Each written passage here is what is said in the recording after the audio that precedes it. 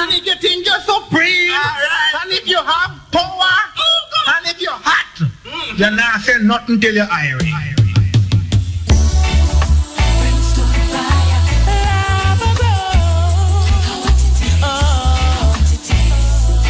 The warriors no fear no death. Uhuru! Uhuru! Namaste! Namaste! Malemb! Malemb! Yenge mama give me yenge! Yenge mama give me yenge! Why? Give me yenge mama, give me yenge! A hero to many, a 50-cent coin to some. And now we're calling all the warriors to the front line. The sun hot, thing turn up. We not fighting a shade. We're calling all the sisters and brothers to face us now in the courtyard. Children, I want to see all the children. Bring the children, come. I want to see all the children in the courtyard. The thing turn up. Stand up with the children. Let me see the hands of all the sisters and brothers who brought children out today. Where the children there? Where are my children? Me no see them. I want to see them. I want to see who bring them. You tell them why you come.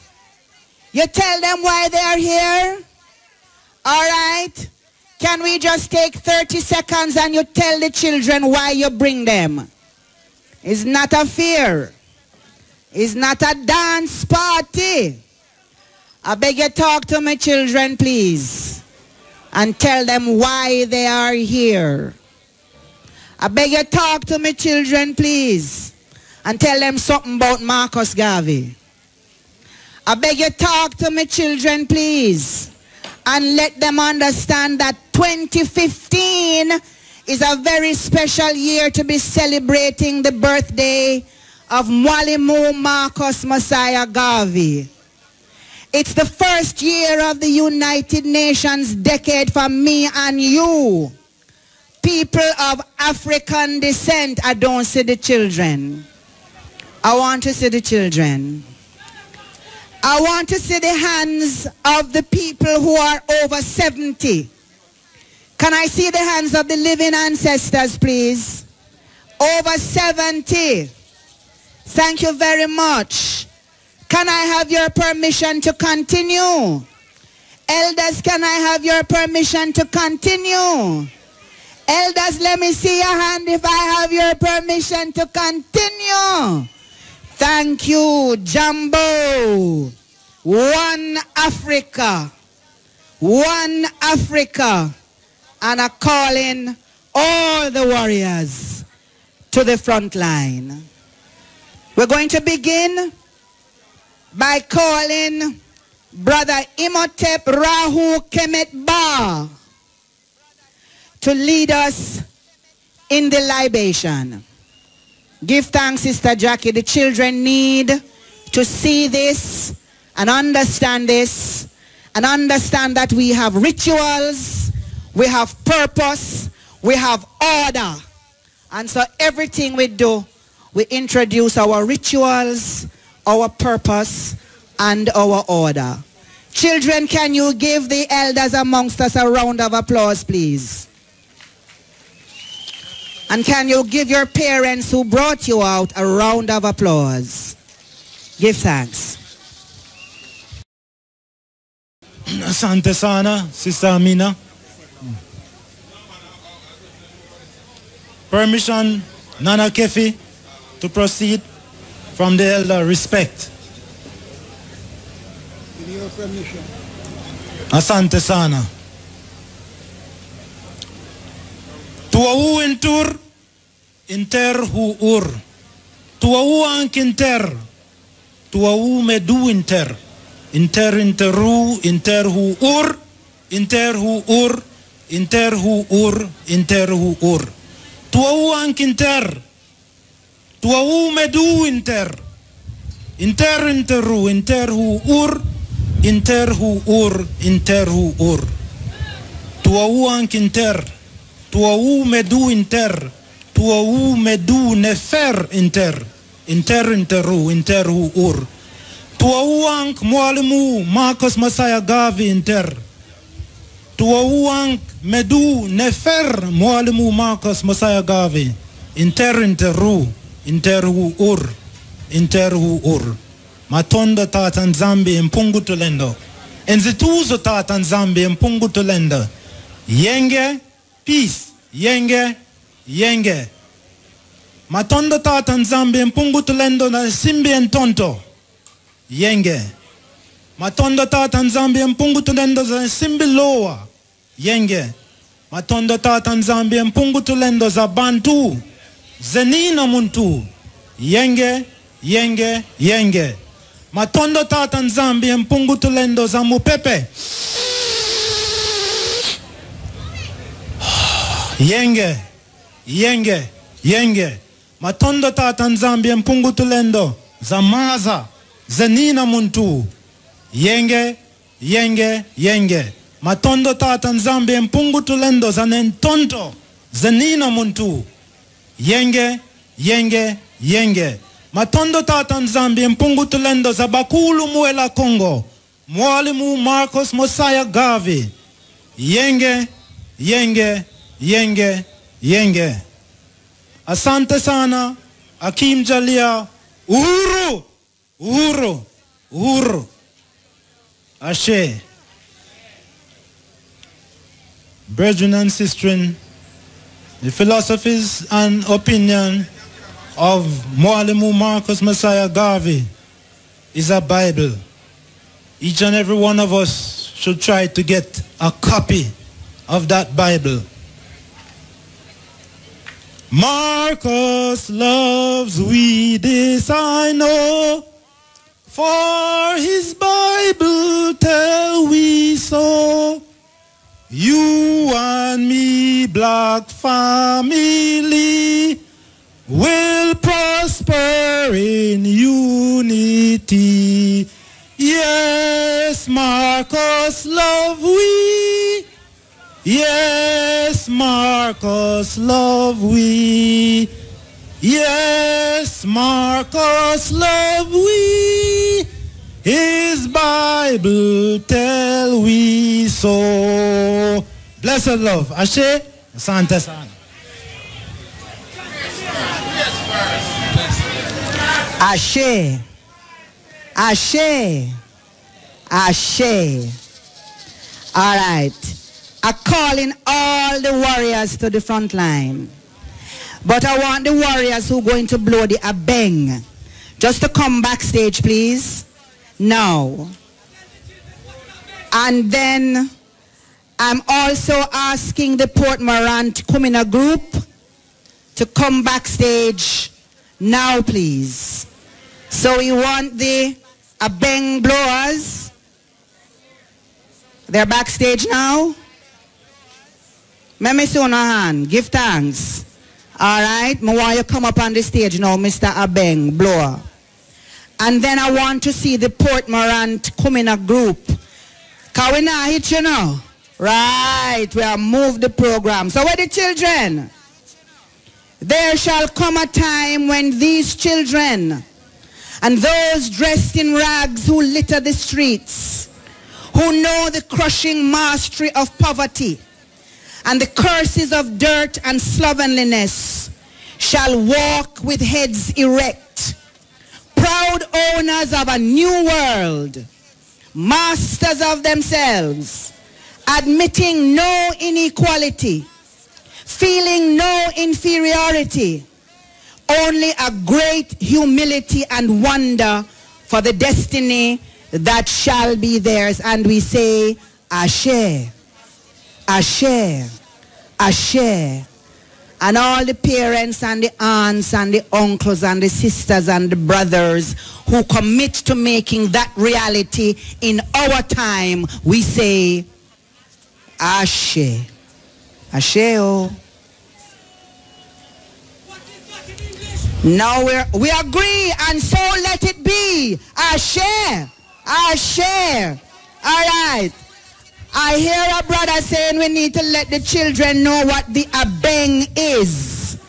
And since the blowers of the abeng are here, we're going to ask them, please, if you would just say a word or two about the abeng before you blow it. Would you come this way, please, and tell us your name? My name is Rodney Rose. I'm here from the Charlestown Maroon community, and this is the abeng.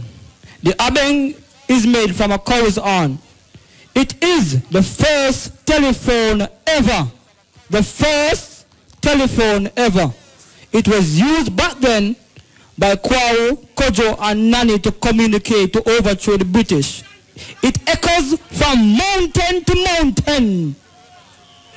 And we still use it today to do whatever we want to do in our communities. We use it to tell the community members activities going on. And if we still have a war, we could still call our brothers and sisters together. And the British are the enemies who don't know what we are saying in this abeng. I will still teach it to our younger ones in our community. Thank you. So that's Rodney Rose of the Charlestown Maroons. We also have Andrew Osborne of the Moortown Maroons, Cecil Meggie of the Trelawney Flagstaff Maroons. I don't see Sister Gloria. All right, give thanks. Can we proceed with the blowing of the abeng?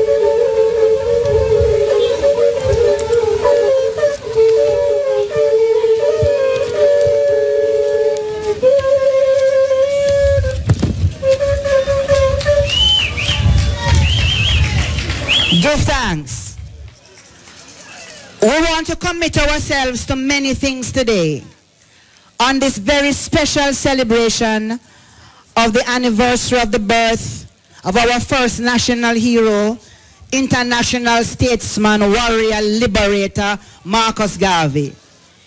It can't just be another day when we come here and chat a bag of things. Action. Time for action. One of the things we want to do is to ensure that we understand what Garvey did mean. Many of us know how to quote Marcus Garvey. As you say, up, we bawl out what? Up. But we not ask ourselves what it really means. It's not like we quote in the Bible, John 3:16, that's the verse for me. We want to understand what it means. So during the course of the afternoon, I'm going to ask each and every one to pull out of them head them favorite Marcus Garvey quotation. Or the one that you remember now. And then we want you to translate it into modern day 2015 Jamaica speak. And then we're going to ask you one by one to come up here and say your favorite Marcus Garvey quote and then say what it means to you. So I'm going to give you an example. Marcus said, the black skin is not a badge of shame. Who can finish that? But rather a glorious symbol of national greatness. You know what that means to me? Stop the bleaching.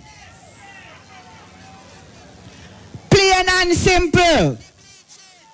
Stop put dead white people here upon your head. And take off the windscreen wipers them where you're calling false eyelashes. The black skin is not a badge of shame, but rather a glorious symbol of national greatness. You see, if we don't make Marcus Garvey relevant to who we are today and where we are do, we take out a Marcus Garvey quotation like it's a recitation. I will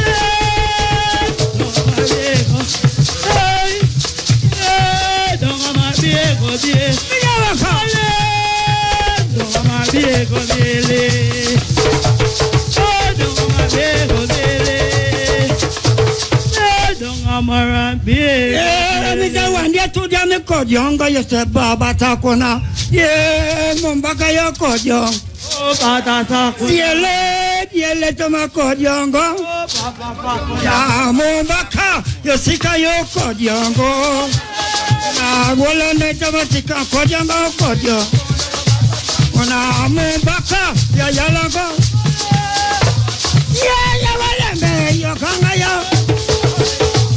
ye male yo kwenga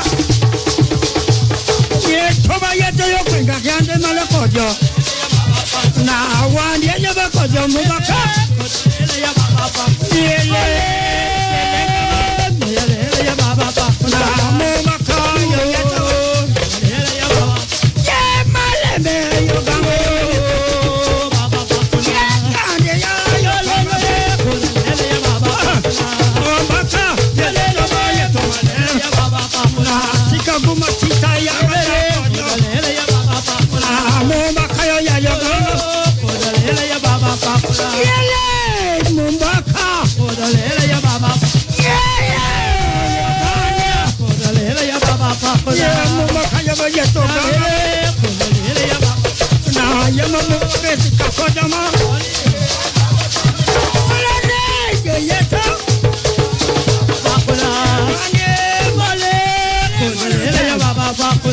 Kome wana mesikan kumaya. Kodalela ya baba pakuna.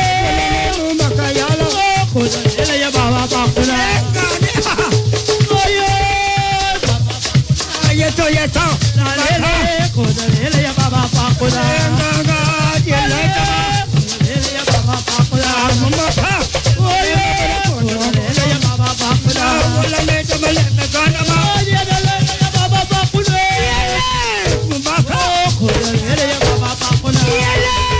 Male. Kodalela ya baba pakuna. Aka. Oye. Kodalela ya baba pakuna. Kayeto maleme.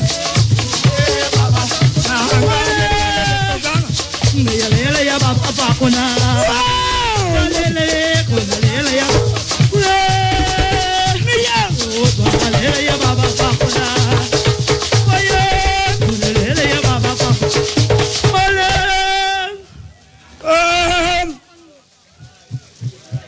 Seke mumbaka wa kodyango.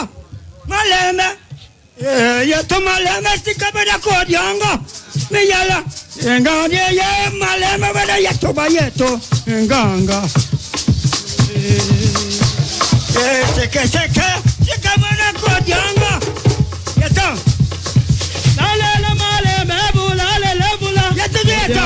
Maleme kada kumali. Maleme chen. Yele maleme bada.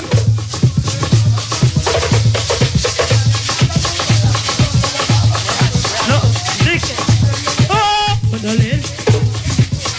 Seke maleme bada seke. Adike mona. Ya kono manu kapyali ya maleme ya bula toto. Ya maleme kaya kumali maleme ya bula ya. Yeto. Seke maleme bada seke. Nkenta. Ya adike mona. Bela uno manu. Ya maleme ya bula toto kumali maleme ya bula ya. Kono maleme kaya kumali maleme ya bula. Maleme turian seka. Seke maleme bula ma. Gaga bula bada maleme to bula toto. Bela kono maleme kaya maleme ya bula lele. Maleme bongo nyesha. Maleme. Afi we pangeno. Afi we tutu ya tuya pitano pa we maleme. Ya tapana we would do power malo. Yeah, Kodalia Kamaleme Bula Kamalea. Oh, Tabla Bula Kadamale Bula Lebula. Tabla Kamaleme Kadakumabi, Kamalebe the Kabona. Yawaka. Hey, Kodalia Bula Kadamanu Kabula Lebula. Tabla Kamaleme Kadakumalia Kamalebe.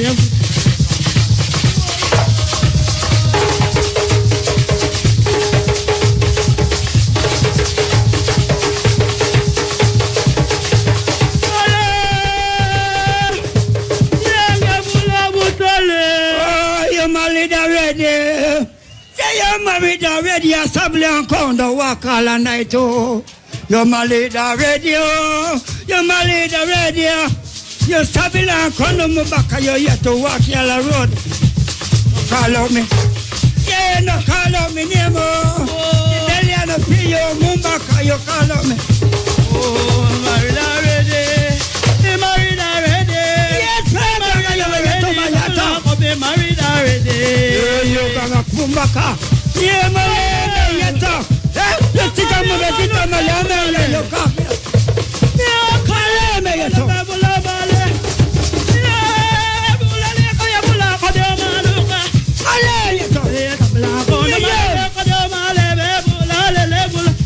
Dali kamaleme kade maluka bula le ka.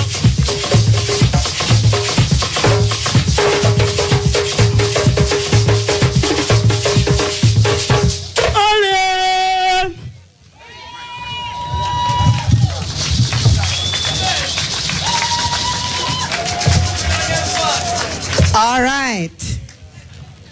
Somehow we never understand the words, but we understand the intention. You know what them say? 150 years after Paul Bogle make the sacrifice, Him still down a Morant Bay, we have to go bail him. Go bail him, oh, go bail him. Down a Morant Bay, we are go bail him. You can at least learn that. You ready? Go bail him, oh, go bail him. Down a Morant Bay, we are go bail him. Go bail him, oh, go bail him. Down a Morant Bay, we are go bail him. That means that the struggle continues. A luta continua. Yeah?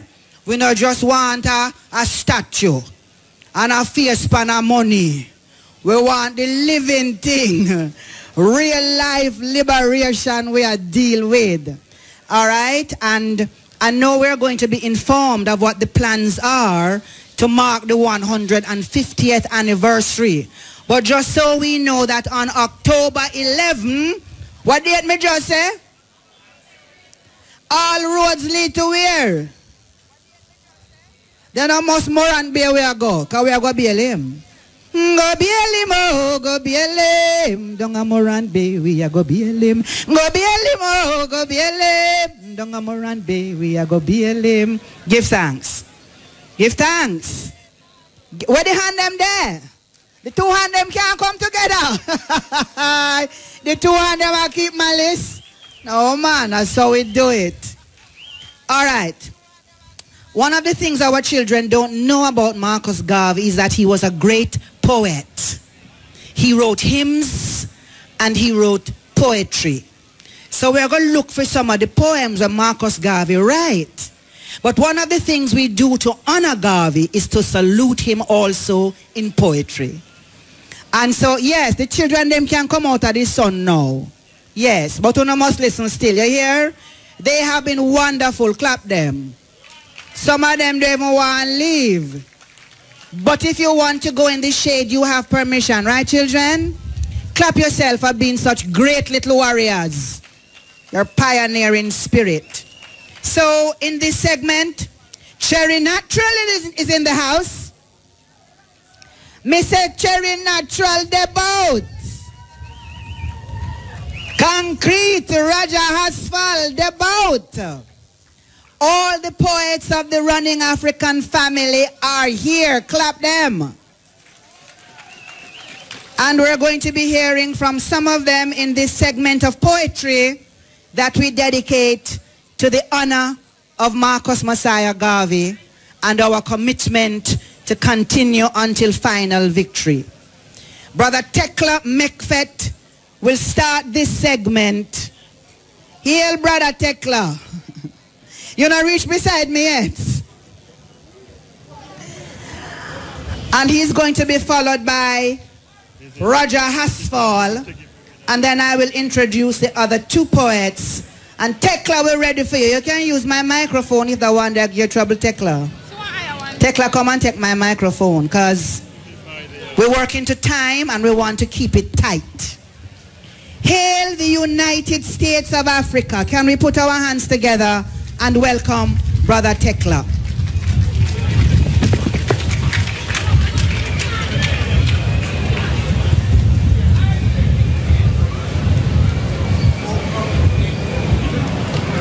Okay. Yes, I did.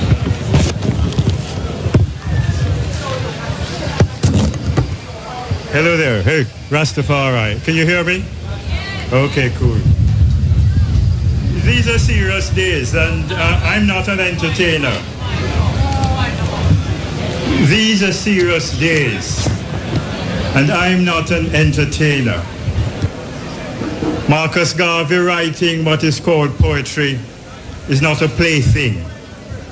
It's just another way of stating the hard facts of life. And I want to give you a context for what I'm about to do. Earlier we were talking about replacing the Columbus statue in St. Anne's Bay here, because St. Anne's is crucial, because this is where the people landed, Columbus people. This is where Marcus Garvey was born. This is where the other liberator, Bob Marley, was born. So St. Anne is crucial. And so they have Columbus, and we're going to move it, we said, to the church, which reflects Rome. And we're going to put Marcus Garvey where Columbus is now, which reflects the freedom of going forward. But also, around the Marcus Garvey statue, we'll be placing plaques of all the slave revolts that have taken place in Jamaica since the Spanish and the British came here, to remind them that here it is, Marcus Garvey represents the mental revolution from this colonialism. Okay, let me tell you why the work of the Garveyites is unfinished. Let me tell you of the world we are in. The global village of Mother Earth is like the European landscape, society, culture, habits, and general outlook, as thoroughly as if a new species had arisen on this planet. The Europeans have created a new earth, so to speak. And what they need inquiry into the nature of nature, on the inquiry into the nature of man. Arnold Toynbee told us in a study of history that all great nations follow a pattern of growth, maturity, and decay. And here is what Garvey says about our role in the decay of Western civilization. He says, if the African thinks properly, he will realize that on him falls a serious responsibility and duty to salvage the bankrupt civilization of white Europe. The African isn't here for fun. He hasn't survived centuries of hardship and difficulties just to die again, but to establish something more like the basis on which humanity should live than on which it should fight to die. It is only righteousness in nature that prevails and continues. And His Imperial Majesty says, when African righteous people come together, the world will come together. This is our divine destiny. This is your destiny of the ancestors from which you come. And Zephaniah 3 says, my determination is to gather the nations from beyond the rivers of Ethiopia. My worshippers, the daughters of my dispersed ones, shall bring my offering. No one shall make them afraid. That's talking about us in the diaspora. We are going to carry the message for the world. Hail! Hail! Hail! United States of Africa! Hail, United States of Africa free! Hail, motherland most bright, divinely fair, state in perfect sisterhood united. Born of truth, mighty shall thou be. Hail, sweet land of our fathers' noble kin, let joy within thy bounds be ever known. Friend of the wandering poor and helpless thou, light to all, such as freedom reigns within. From Liberia's peaceful western coast to the foaming cape at the southern end, there is but one law and sentiment sublime, one flag and its emblem of which we boast. The Nigerians are all united now, Sierra Leone and the Gold Coast too, Gambia, Senegal, not divided, but in one union happily bow. The treason of the centuries is dead. All alien whites are forever gone. The glad home of Sheba is once more free. The glad home of Sheba is once more free, as o'er the world the black and tan raised his head or her head. Bechualand, a state with Kenya, members of the Federal Union Grand, send their greetings to Sister Zanzibar, and so does laughing Tanganyika. Over in grandmother Mozambique, the pretty Union flag floats in the air. She's a sister to good Somaliland, smiling with the children of the homie. 3 lusty cheers for Basutoland, Timbuktu, Tunis and Algeria, Uganda, Cameroon, all together are in the union with Nyasaland. We waited long for Morocco, fire in Morocco. Now with Guinea and Togo she has come, all free and equal in the sisterhood, like Swazi, Zululand and the Congo. Hail! There is no state left out of the union. The East, the West, north, south, including central, are in the nation strong forever, over blacks in glorious dominion. Hail! Hail! Hail, United States of Africa, free country of the brave, black man's liberty, state of the greater nation who thou was one. A new life for the race has just begun. There is work to be done for the Garveyites, Rastafari. Give thanks. Finished work of God. Give thanks. Give thanks, Brother Tekla. Give thanks. You know that every radio in Jamaica now supposed to turn on to Iyah FM. So we just want to say to everyone listening to this program now, call your neighbor and tell them, say, if them not listen to the Marcus Garvey birthday celebration on Iyah FM, them not say nothing. Them not say nothing. So switch now to the 107s and turn it up. And let us give thanks to the sponsors. There's a long list of sponsors, so I will do them in block. Money College. Money College, your opportunity for success.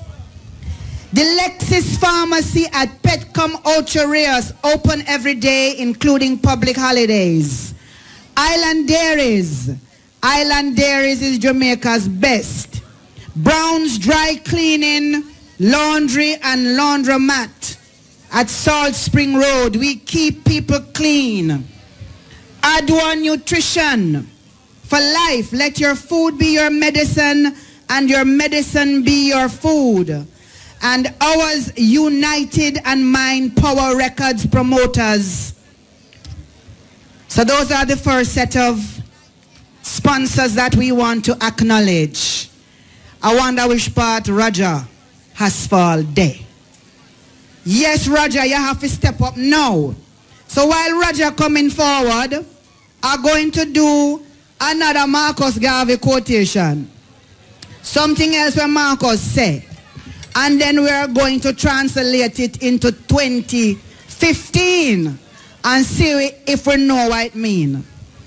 Look for me in the whirlwind of the storm. What do you think that means? Look for me in the whirlwind of... We say it all the time. And look how we face blank now. We know, say Marcus Garvey said, you know. And we say it like a recitation. What does it mean to us today, in the midst of where we are struggle against and for? Look for me in the whirlwind of the storm. You know what that means to me? Them a got tired facing me face. Can't get we out of this race. We never get weary yet. Same way, so. Look for me in the whirlwind of the storm. So take out your favorite Marcus Garvey quote, translate it into modern day speak. For the next time, I'm going to ask someone to come stand beside me and say what it is and what it means. Concrete. Roger Hasfall, member of Iyah FM, sportscaster, just come forward from Colombia, member of the Running African Poetry Family. Brothers and sisters, Roger Concrete Hasfall. Thank you very much, Sister Amina. Greetings, everyone. How do you feel out there? African people, man. It's good to represent anytime African people gather, you know. And Marcus Garvey say, you know, irrespective of why, you know, there will be many cubs in the fold. And me, I one of the cub them because it's a long time. Me, I follow this Marcus Garvey thing. In fact, from my idea, I'm a knee. I have some poems to say, but I'm not going to give you much today because our time go. And my poetry usually encapsulates little history and little social commentary. So let me just kick out the first one. No itch. Make we go bush, yo. Reap banana, yam, cow. Make we farm the land. Thailand till me done. Upper ground, yo. Reap with sensi meal, yo. Down a market, no. And sell laugh with pak chow. We can't continue to borrow away out of misery. In Jamaica, we know the history. Man have to burn down plantation to get recognition. And all 100 years after, man still face oppression. So here come the PNP and the JLP, where one thing them agree, no third party will spring from the same granny. Make we go bush yo, reap banana yam cocoa. Make we farm the land, Thailand till me done. Upper ground yo, reap with sensi meal yo. Down a market now, I sell laugh with pak chow. 1928, Garvey come with the first political party with a manifesto we can still use in this 21st century. But the masses at the time were way behind. Some missed the boat. That no joke. The unions try help, but them falling the same trap. Dues, pan top of dues, and the hardships still never stop. Make we go bush yo, reap banana yam cocoa. Make we farm the land, Thailand till me done. Upper ground yo, reap with sensi meal yo. Down a market no, I sell laugh with pak chow. In Jamaica we like a modern day job, yearning to succeed with another blow. For some the pace is fast, others things slow. It dreadful upon the modern day plantation where every day man a face frustration. We a work hard to build this system up. And all we left with is a source of pocket we broke. Make we go bush yo, reap banana yam cocoa. Make we farm the land, tile until me done. Upper ground yo, reap with sensi meal yo. Down a market no, and sell laugh with pak chow. So we have to make sure say this herb thing are formalized and centralized because it's gonna be our savior in this economy. Alright. Alright. Last one. Let me say I don't have much time. And this is an African celebration. So let me give you a little history in terms of poetry. Black man, true Ethiopian, from the lineage of Cush, son of Am, begotten of Noah, an ancient black man. The scriptures reveal that the true Israelites were black. King Solomon and the Queen of Sheba, when you check a stock. Black people that, moving along in time I recall, slave revolts that had befall, coming from Africa, at the introduction of slavery and colonization to the plantation in America and the Caribbean. Worthy of mention, Sojourner Truth of America, Paul Bogle, Nani, Sam Sharp, Kojo, and the Maroons in Jamaica. We have coffee in Guyana and the dreadlocks Mama down a Kenya.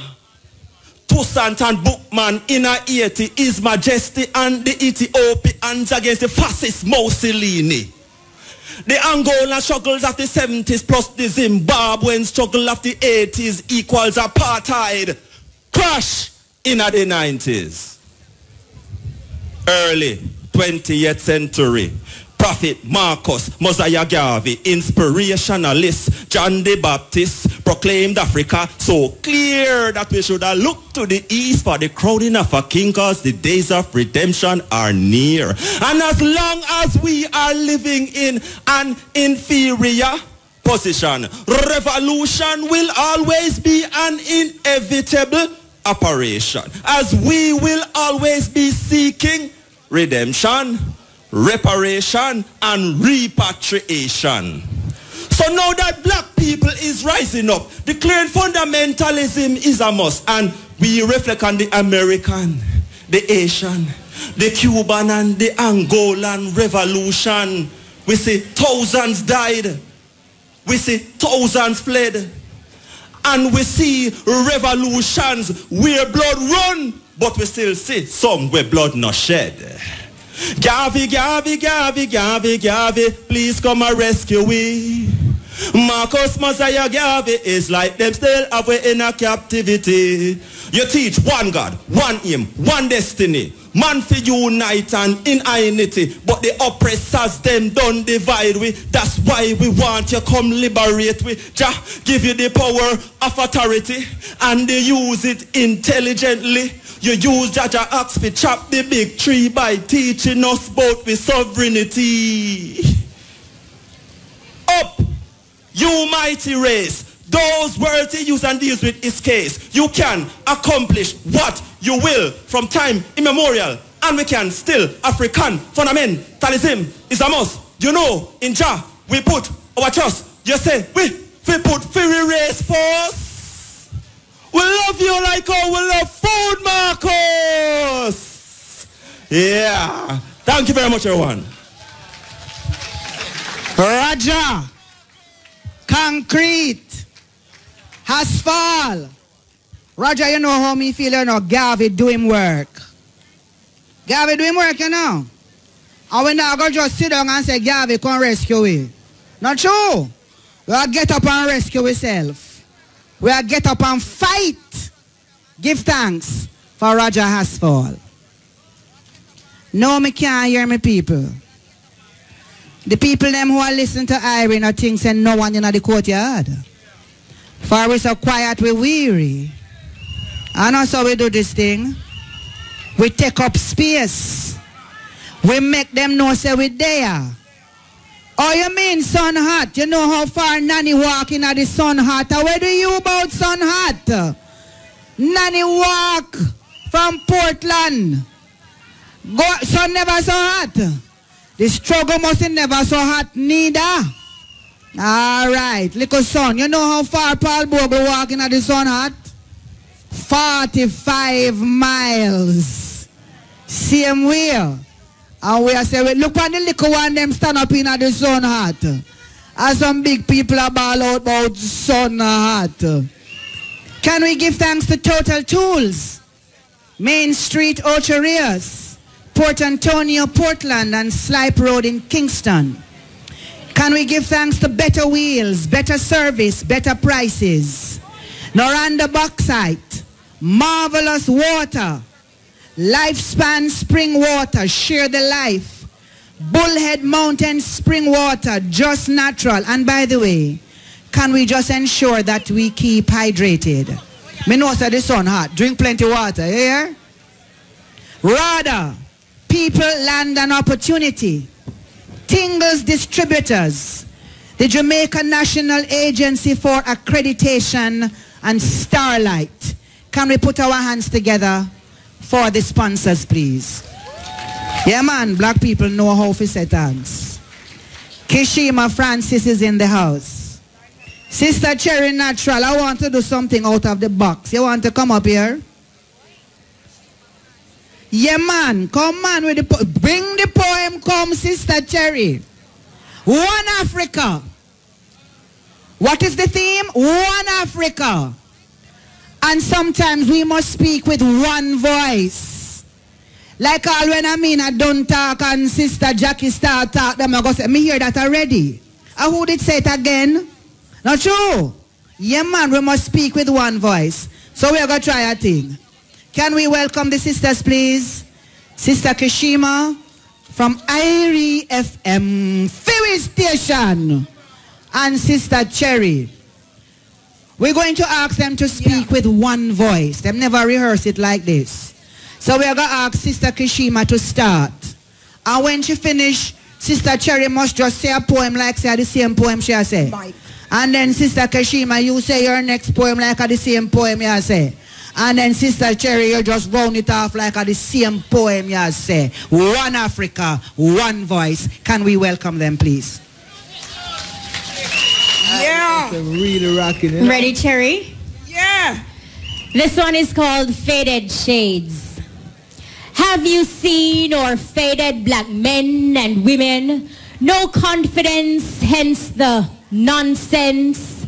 It doesn't take a close examination to see the cracks and the desperate pain. torture and slayings of our ancestors. We fight against each other because some of us still remain the same, mentally enslaved, too afraid to free the mind, too afraid to go in search of because of what we may find, too afraid to embrace our beautiful black skin. Are we too afraid to win? For too long we have taken a back seat. For too long we have accepted defeat. Look within, regain that passion and pride. Black people, it's our time to glide. So up, you mighty race. This fight we shall face. Uplift yourself with knowledge and education. Let's end this cycle of degradation. Yeah, give thanks. Don't move, Kashima. I'm going to do a poem for you. I want you to listen carefully. Poets write in a hand miggle. Poets write pan leaf. Poets write in a them head. Is long time poets are right. Uno fi know the history. Poets are right before cartel come out and nappy. Before Beanie, before Bunty. Poets are right from Ellie was a little boy, a sucking finger, and Mavado still a weird dribbler. Them time the baby sham never get the thing them. Him mother still a carry him go a children's. Poets are right before pen and paper, before computer. Pressure drop done by Uku Unura. The first history lesson summer we get was listening to Muta. I want to do them youth ya. Alright, listen to that truth ya. Poets no go past stage, go trace. No time to waste. Them use conscious lyrics and done the place. What we say? Done the place. Yo, IRFM, run the place. Poets write in a hand miggle. Poets write pan leaf. Poets write in a them head. Is long time. Poets are right. Poets are right from when the slogan of the day was say it loud. I'm black and I'm proud. What we say? Say it loud. I'm black and I'm proud. What we say? Say it loud. I'm black and I'm proud. With thick lips and with broad nose. When bleach was a thing, you only put palm. It's long time. Poets are right. Poetry precede prose. Back in the days, people used to walk a street any hours of the night. The only thing them afraid of was dopey, not gunshot. Them time they a man with herring in him ears would hear on radio. Jano, sometimes I feel for vomit. I don't understand it. I feel a plan them planet. Come make we hear say poets write in a hand niggle. Poets write pan leaf. Poets write in a them head. Is long time. Poets are right. I'm want to see, show me all of the warriors and all of the warriors. Cause me say everybody should learn self-defense. Everybody. You can't be Rasta and no say people are against Rasta and you know learn self-defense. I'm going to do just one little thing for you. Give me a minute. About our first national hero, Marcus Mosiah Garvey. Eat what you grow and grow what you eat is a principle, one of the self-help principles taught by Marcus Garvey himself. Nobody in my generation invented that. That came from Marcus Mosiah Garvey. In 1914, Marcus Garvey attempted to establish agriculture in Jamaica. Now we are all of the view, I'm not going to be very long, but this is very important for us all to understand. We're all of the view that Marcus Garvey failed politically, but he didn't. When Marcus Garvey tried to do all the things he could do, the black man in Jamaica did not have a vote. So although the black masses all supported Marcus Garvey, he could not have won a general election because black people did not own land and black people did not own taxes. You see from when the Babylon system is beating us down? So in 1916, he went to the United States of America to to meet up with his role model, Booker T. Washington, to learn from him and to come back to Jamaica and set up an agricultural and polytechnic institute, just like what Booker T founded at Tuskegee Institute, which is now Tuskegee University. Quickly now, a bad thing happened. He didn't get to meet Booker T. Washington. But let's get on now to Rada and how Marcus Garvey came to be connected. Because he could not win a general election seat, he chose another way to meet the people, the black people, by establishing UNIA clubs or chapters in every community. And that's where the idea of community centers originated from his having Liberty Halls, and it was there that his members were taught, and they used those halls for their meetings. He was persecuted by people of a national party. And in 1940, Marcus Garvey's heart gave out. He just couldn't take the pressure anymore because he was persecuted. He was prosecuted by people who formed the two tribes that we're now in. And so when he was literally beaten down, they took his manifesto, and one side called it The Man with the Plan, and the other side borrowed bits and pieces of it. And that today, in 1990, on the 1st of August, RADA was formed. And all of these ideas about eating what you grow and growing what you eat came out of that manifesto. But RADA is a good institution. Its first chairman was Garnet Brown. And the mission of RADA is to be the chief technical arm or agency of the agriculture division. It is not to give out seed. It is not to give out any freeness. It is to give farmers the information they need to be better able to feed us and to be able to feed ourselves. But somebody don't want that to happen. Somebody still wants us to buy imported Fululups and feed our children Monsanto and all kinds of rubbish. Two flagship programs quickly now of RADA are our produce and productivity program. And we are especially proud of the Irish potato program, where we are now growing 80% of the potatoes that we consume in Jamaica. I think RADA deserves a big round of applause for that.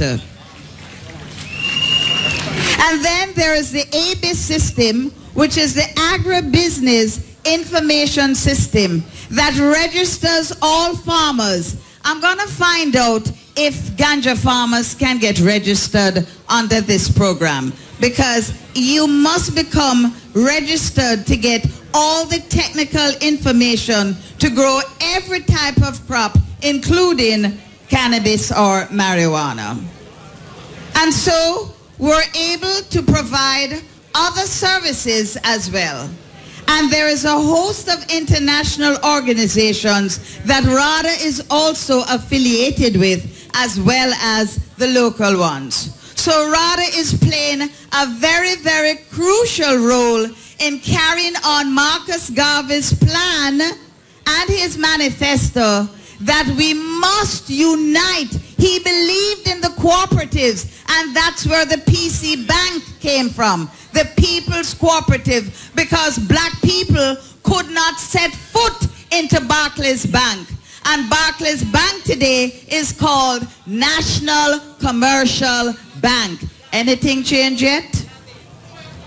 And so all of these now are local institutions that rather partners with, so that one day Jamaica will be able to feed herself and we will have food security as envisioned by our national hero, Marcus Messiah Garvey.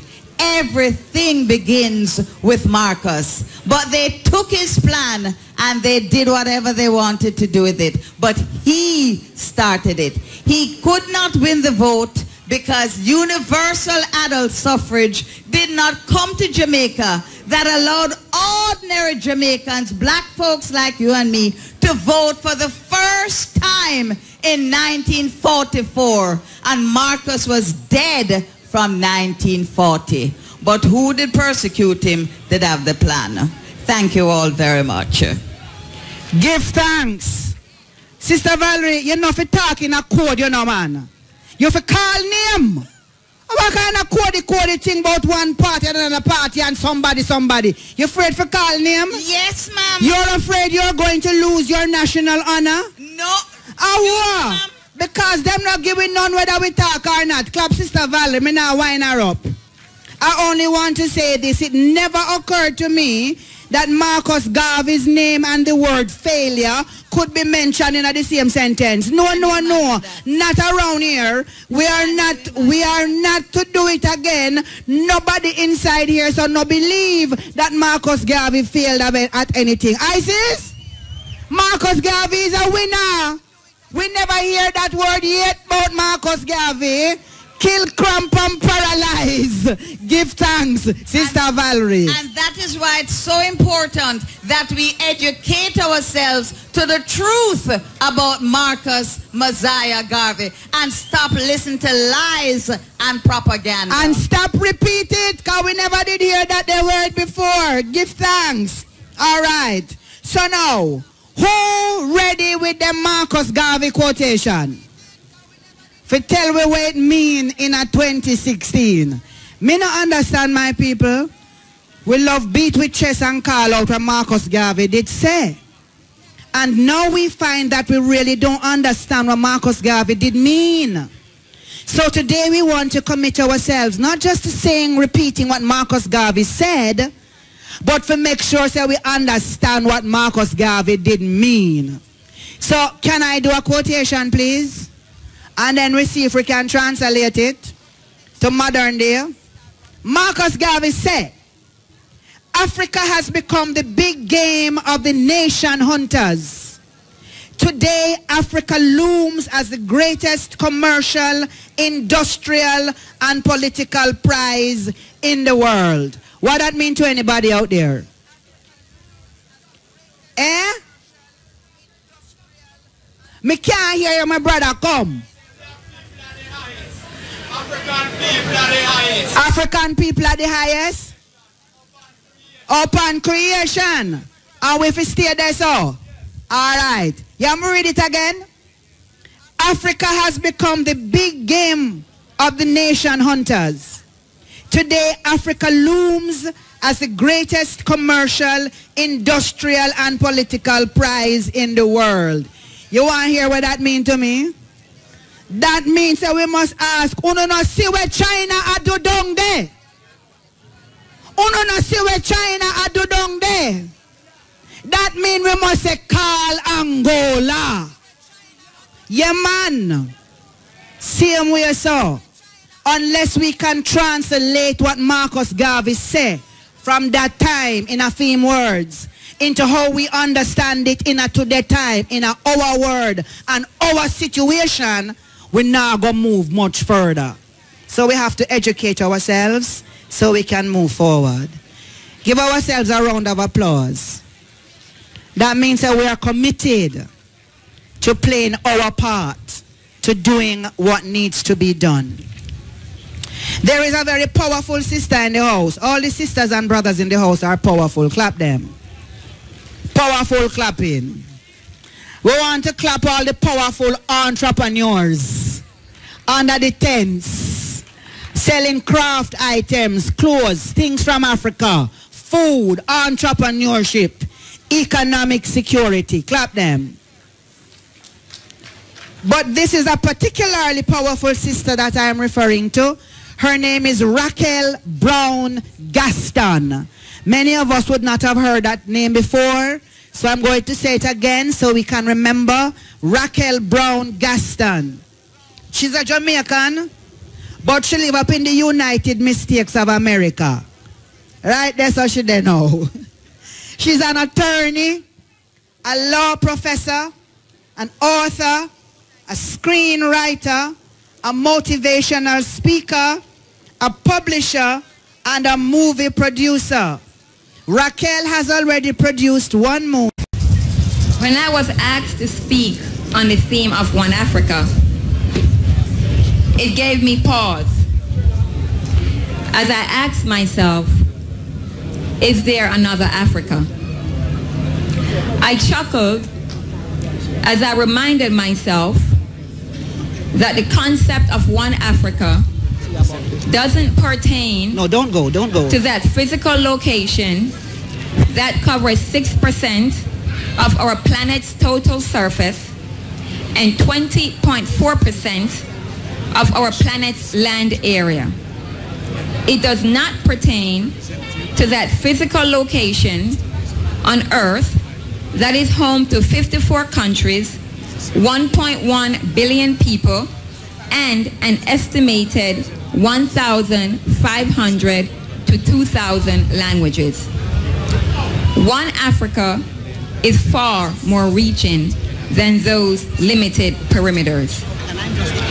It is the place on Earth that cannot and will not be defined by the rules of man or the era of a time.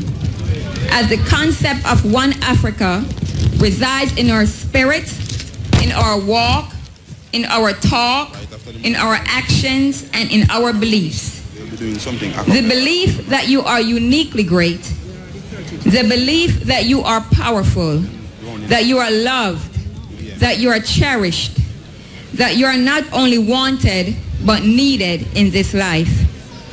It is the agreement of a people to commit to seeing that unique seed planted in you before the conception of time, awaiting to be discovered and nurtured in order to grow and bear fruit for the nourishment of the community of your households, the geographical location you call home, and others on our planet unknown to you. That is what makes us one Africa.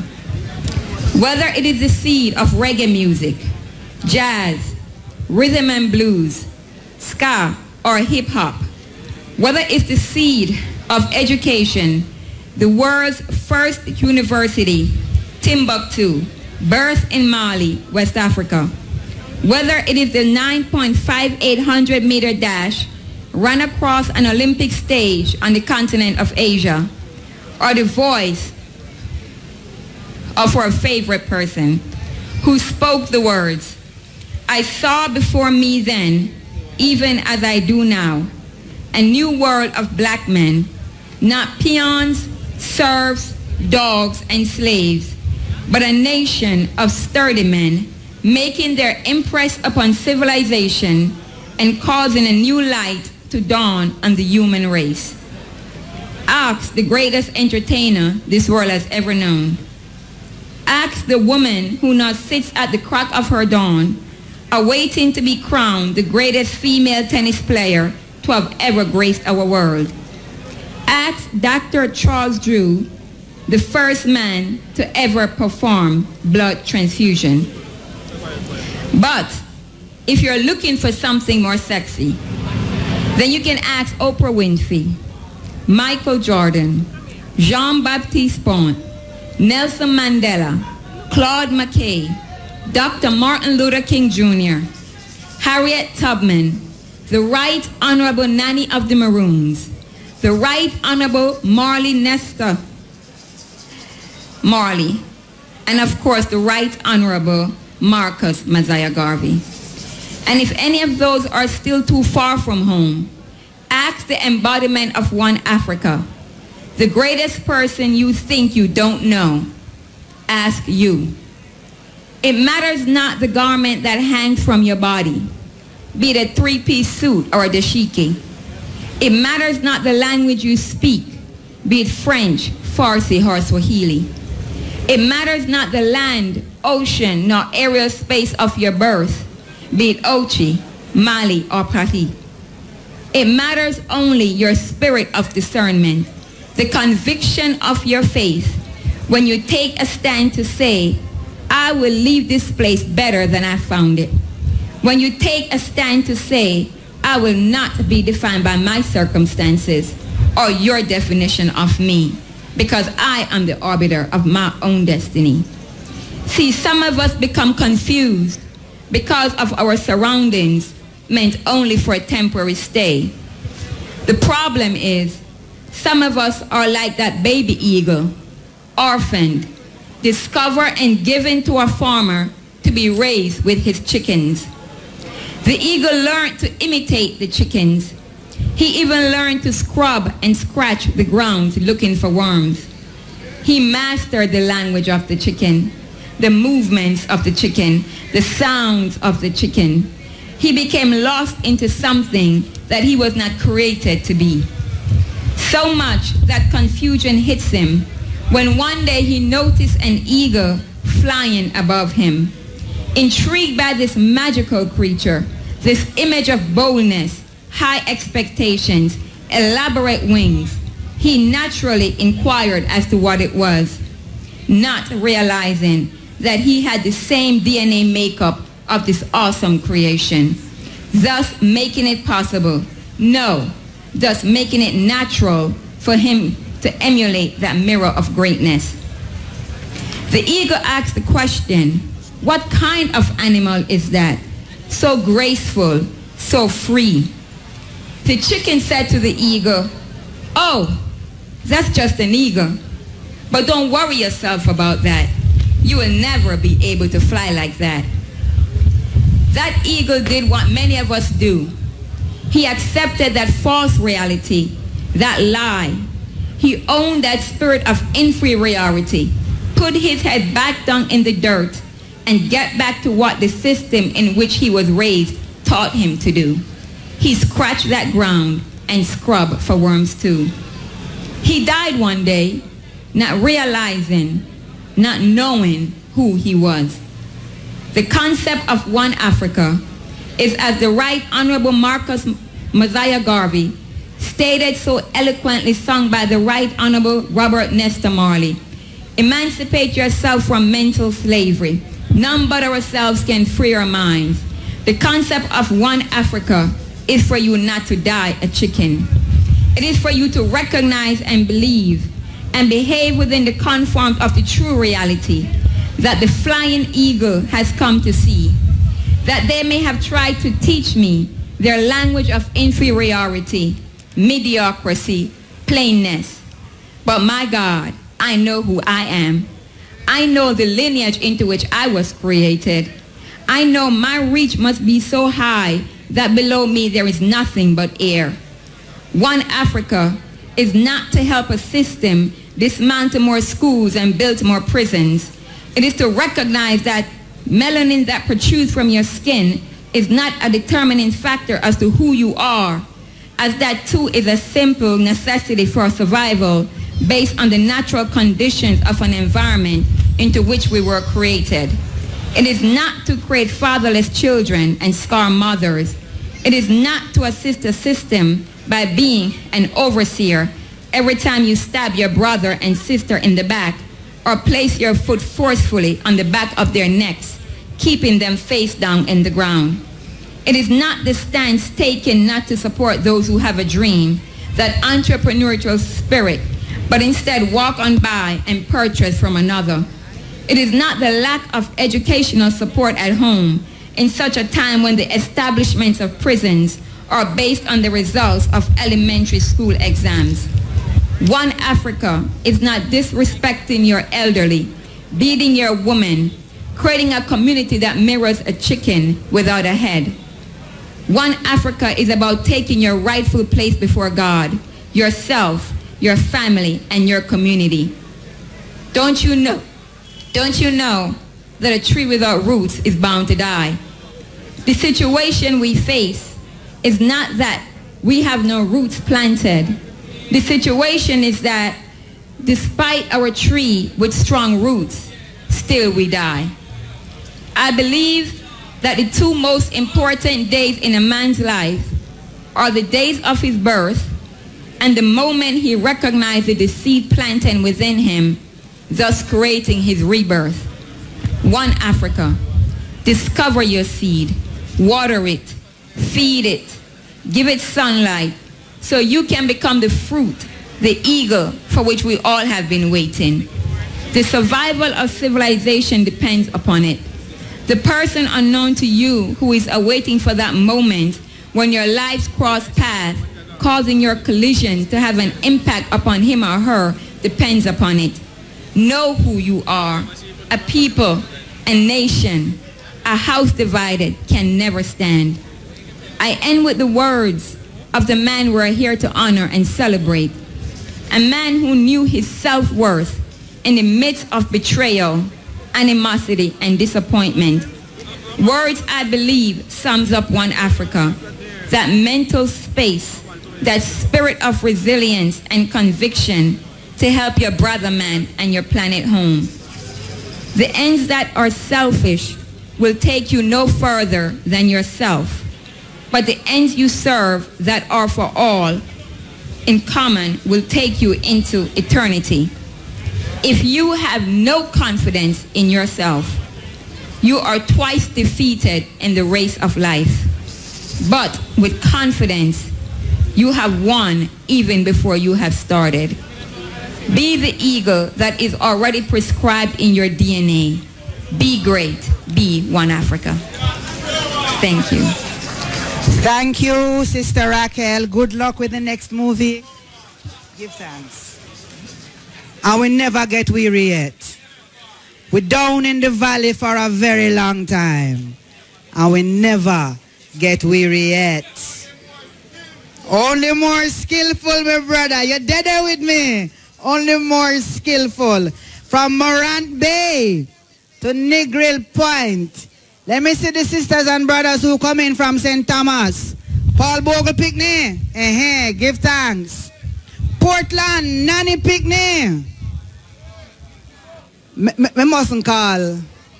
Yeah, me call St. Mary. Taki Pickney. All right. But me mustn't call St. Anne. Then the whole of Garvey Pickney, they're not there so. Marcus Garvey family, where you there? Right there so.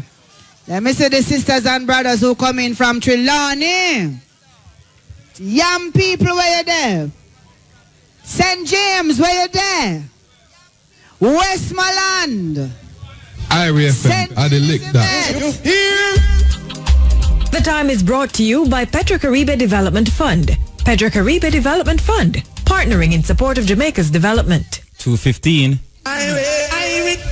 Everybody be irate. The whole of it there, so. All of the warriors, them. One, what the sister say? Me never call Hanover. I beg your pardon, my sister. My geography body. Hanover. All the sisters and brothers from Hanover. Me have to go say it 3 times now for beg pardon. Hanover. Give thanks. One Africa. One voice.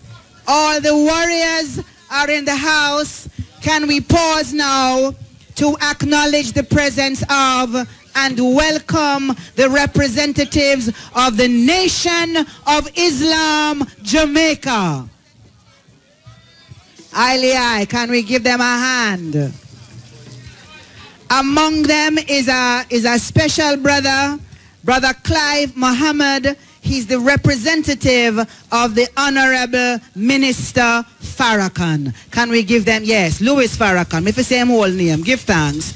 Me love and not draw me up, you know, man. Because we can't assume that everyone know who we are talking about. Give thanks. I saw love function. Yeah, man, now make me sleep.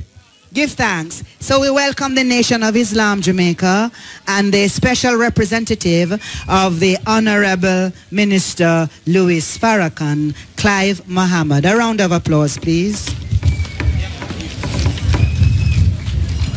That group you're ready, that group you're bad. We are going into a segment of instruments that speak to our hearts, from Africa to our hearts. The Akompong Maroons. We are going to be celebrated 30 drums from Ghana. And after, yeah, we can acknowledge Brother Clive Muhammad. Can we please acknowledge especially Brother Clive Muhammad, the representative of the Honorable Minister Louis Farrakhan. Would you greet us, please? Thank you very much, my dear sister. Assalamu alaikum. Peace be unto you. It's our pleasure to be here with the family today. This is what is important. We are a family, and we have to understand that wherever you are, as black people, as Peter Tosh said, no matter where you come from, as long as you're a black man, you're an African. The Honorable Elijah Muhammad said it a little bit different. He said, every time you look at a black man, you are looking at God. That is something that we all need to understand and to grow into the understanding of. So it's really a pleasure for us to be here. And we have to understand that there is a tie and a connection between the Nation of Islam and the Honorable Marcus Mosiah Garvey. The Most Honorable Elijah Muhammad was a follower of the Honorable Marcus Mosiah Garvey. He was in the UNIA. The uncle and father of the Honorable Minister Louis Farrakhan were followers of the Honorable Marcus Mosiah Garvey. And Malcolm X's mother and father, they were members of the UNIA. So brothers and sisters, we should be together as a force to become a power. See, united we stand, divided we fall. The Most Honorable Elijah Muhammad said, our unity is more powerful than any atomic or nuclear bomb. So we have to come together as a people. We have to look past all our differences. All the things that divide us and keep us apart and keep us separated from one another, that's what the enemy wants. As long as the enemy can keep us divided with our labels. So we are not together because one is Muslim, one is Rasta, one is Christian. We're not catching hell because we are Muslim. One not catching hell because you are Rasta. The other is not catching hell because he's a Christian. We are all catching hell because we are black. And because the enemy went to work on us to put his foot on our necks. So now we have to work together to ease his foot and his whole body off our neck so we can stand up strong as a people and work towards our freedom and our liberation. We thank you for welcoming us. It was our pleasure to be here. Blessed love, more strength, peace be unto you. Give thanks, my brother. Well, you don't know me and this language thing. I really believe we have to reprogram the language. For me not catch hell. Me not play football with hell. Make hell catch himself. Hell have to catch me. And him can't run faster than me. And that me I defend. Now catch hell. We are run from that. We are fight that. And we are going to overcome that. Aile? Ashe. 30 drums from Ghana. The Akompong Maroons. Me just tell them, say me no count 30 of them. So me don't know how them get 30 drums. But I was educated. Sometimes one drum makes the sound of several drums. See, we learned something. Yeah, hear it there? And so the sounds of these drums combined from the Akompong Maroons will give us 30 drums from Ghana.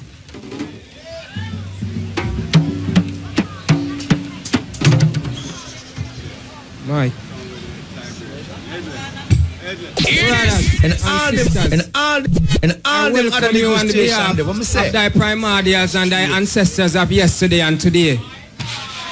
And the people of a compound, Colonel, representative of the Maroon people and for the different Maroon communities who are here. I salute you. Today we are here to celebrate Marcus Garvey. But remember, we as Maroon are here to celebrate not only Marcus Garvey, but all the heroes that has fought so hard for black people and lay a foundation for us.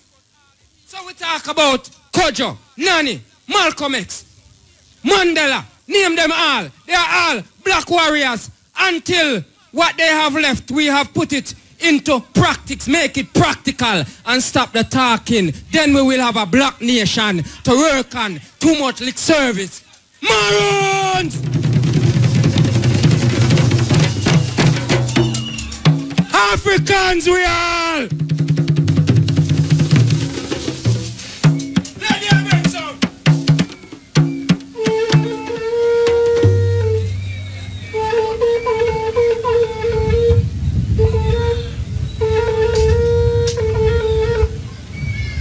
Once again, I must refer to something more. Yes, we do get 30 Johns, but it was just an 18-seater. We could not take everything. Salute to Mystic Bowie. Salute. Who came to a compound, build us a beautiful library, well furniture it off, internet, saw the potential of the young youth and say, hey, we are give them 30 jumps. Iyah, we just need a bigger bus, a pocket load, and bring more dancers, more youth, because we are bring back the Maroon thing, make it alive. What we say? Maroon!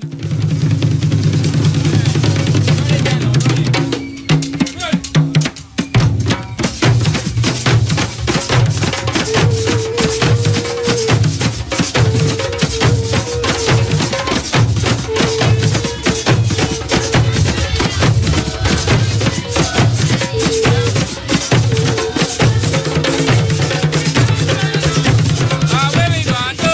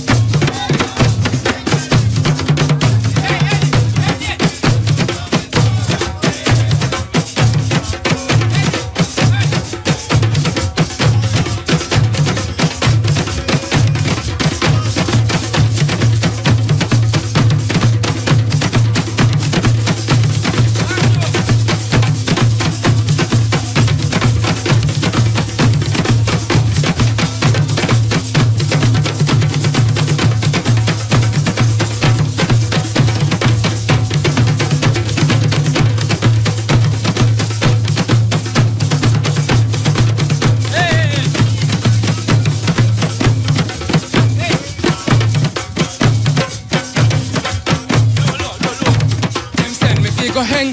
I feel me own right, oh. Them say me fi go hang. I feel me own right, oh. Say me fi go hang. I feel me own right, oh. Master say me fi go dance for me, oh, before daylight, oh. Oh, oh, hey, do. I feel me own right, oh. Oh, hey, do. Oh, hey, do. Oh, hey, do. I feel me own right, oh. Master send me fi go tell story, oh, before daylight, oh.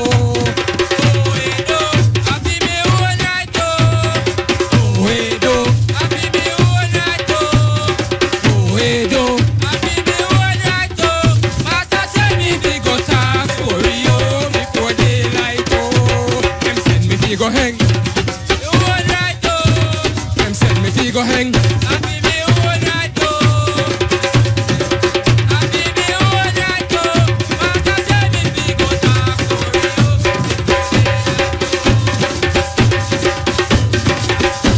You own right, oh.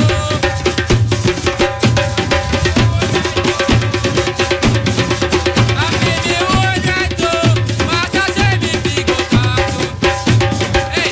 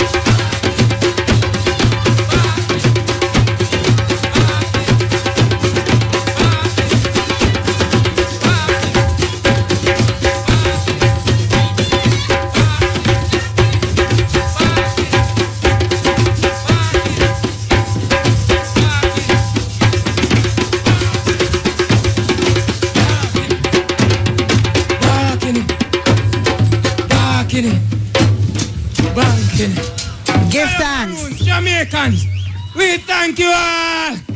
Marcus Garvey, ever living, ever faithful to, ever sure.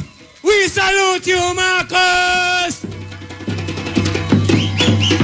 But don't leave so fast. Don't leave so fast. Just help us understand what was going on here. Me couldn't hear what I say. What I sing say? A Guinea-o? A Guinea-o, I sing say? Barking. What that mean? That was a nine-night song where so the barking yo, killing picnic. One little picnic, killing picnic. That means a little picnic dead. So they sing us make up a song off of the little picnic, barking yo, killing picnic. Yeah. The little picnic did name barking. Alright, so we don't want no leave yet, man. We're gonna take that for me, so we must look after our children. Cause we don't want to lose them when they are little picnic. Irie? All right, look here now. Sometimes we talk about the drum as if every drum is a drum. But there are at least 4 different kinds of drums. And this drum must be unique to Jamaica and unique to the Maroons of Jamaica. Me know a little something, but tell me a little more about the drum. Well, this drum here called the gumbe. It was come from Africa at the Gold Coast, Ghana, with our ancestors, culture them, brought down to a Kampong town. And up to this day, we use this drum here. It's only in a Kampong you can find this drum made. Call it the gumbe drum. Is this the drum that we used to dismantle when the slave master come and hide the pieces? And that is why it is shaped like that. Show them how it's shaped. So, right? So it could easily, you take out them something there and dismantle it and go hide it. They have an inner part, they call it the baby. When you knock in these wedges, it stiffens the skin and you get a higher note. All right, give thanks. So a drum is not just a drum, it's a whole heap of drum. So we must learn the names of the drums, the functions of the drums. If we had time, we would do some more. But we are coming up on time. So give thanks to the brothers and sisters from Akampong. The guest speaker warm up. The guest speaker are get ready. We are get ready for the guest speaker. Are we getting ready for the guest speaker? For it come in like so, no, I go on like so, no, want me talk some other kind of language. Are we getting ready for the guest speaker? Yeah, the guest speaker, I want to see everyone face. So what I'm asking us to do is to just gather around in front here, so. Make we just go on like we love one another and get close. The sisters and brothers on that side, can we come over this side, please? The sisters and brothers in the back, you can come forward. Yeah, man, a long time black people stand up in at the back. And please send the children forward. Uhuru, Tenistelin, please send the children forward. If them want something now, give them a bottle of water or something and rehydrate yourself as well. Because when we come to that place on the timetable, that's a class we don't want to miss. That's a class all of us want to pay attention to. Aye. So if you think you're going to need your book and your paper, get out your book and your paper now. If you think you want water, get your water now. We're going to have one more teaching performance item before we have the teaching item. How that sound? Then clap me now, man. So, I want to know so no out there.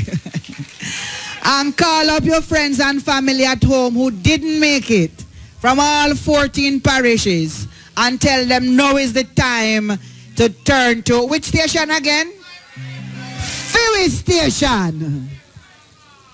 Before we do that, we are going to welcome our brother Kenny Smith on stage. Give thanks, Kenny. Blessed. And Kenny is going to perform for us Africa Unite. One Africa. One voice. Yes, sir. And then Holy.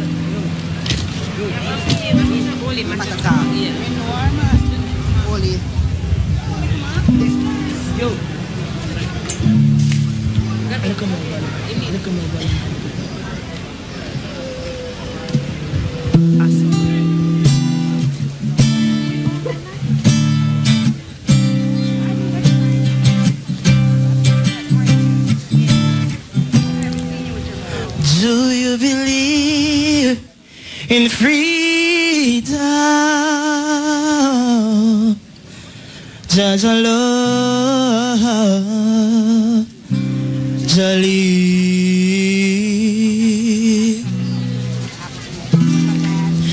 Unity is rare. Yeah.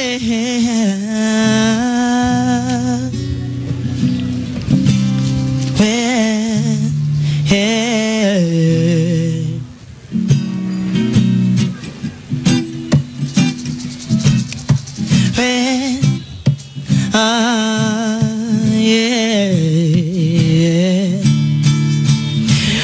Africa unite, cause we are moving right out of Babylon, and we are going to our father's land. Sing again. Africa unite, cause we are moving right out of Babylon, and we are going to our father's land. Oh, how good and pleasant it would be before God and man, yes, to see the unification of all Africa, yeah, as it has been said already.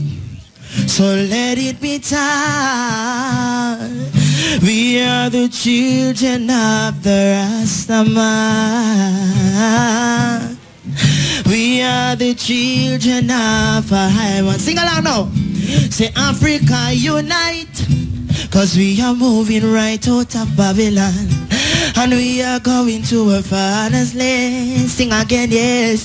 African unite, cause we are moving out of Babylon, and we are going to our father's land.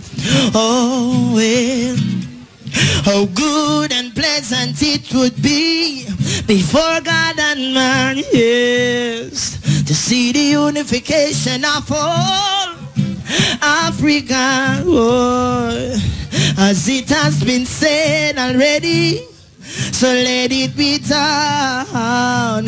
So Africa unite, cause we are moving out of Babylon. Yeah, yeah, moving out of Babylon. Yeah, African unite.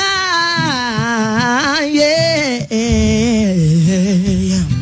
Say Africa unite, cause we are moving right out of Babylon, and we are going to our father's land. Well, how good and pleasant it would be before God and man, yes, to see the unification of all African, oh, as it has been said already. So let it be done, cause we are the children of the Rastaman, yes. We are the children of Iyah. Sing now. Say Africa unite, cause we are moving out of Babylon, yes. Say Africa unite, cause we are moving right out of Babylonian. Africa unite, unite for the benefit of your people. Oh, yes, yes, I, yes, I, yes, I. Whoa, oh, oh. So Africa unite, yeah. Blessed love, Rastafari. Thank you, Kenny. Can I thank all of us who heeded the call to come to the center? Can I invite all of us now just to quiet our spirits and hold on to that mood of receptivity that has been created for us? Can I ask us to quiet also our voices? Can we please quiet our voices? Open our hearts and open our minds. Will the driver of the beige brown BMW 6950 FS, could you go to your car now, please? It's very important. In the stillness, I'd like to invite my daughter, my sister, my friend, the activist, Oli Matatal. Oli Matatal was raised in the Gambia. Many of us know her as someone who organizes trips between Jamaica and Africa. The only noise you can make now is to clap Oli. And then can we be still again? Oli is going to introduce and invite to the stage our guest speaker. Thank you very much. Thank you. When will my people learn? When will my people learn When will my people learn that we need a revolution? We are our only solution. When will my people learn?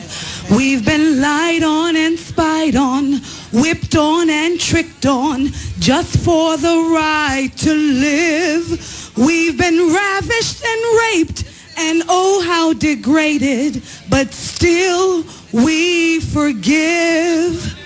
When will my people learn? When will my people learn?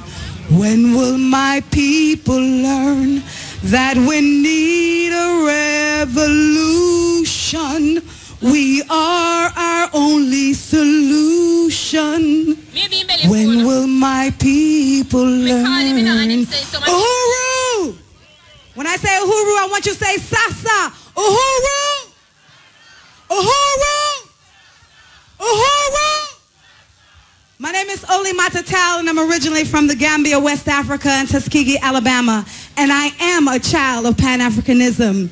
I stand on the shoulders of my mother, Connie Tucker, who is also one of the co-founders of the African People's Socialist Party. She was the editor of the Burning Spear magazine, and she's also America's first modern-day political prisoner after Rosa Parks.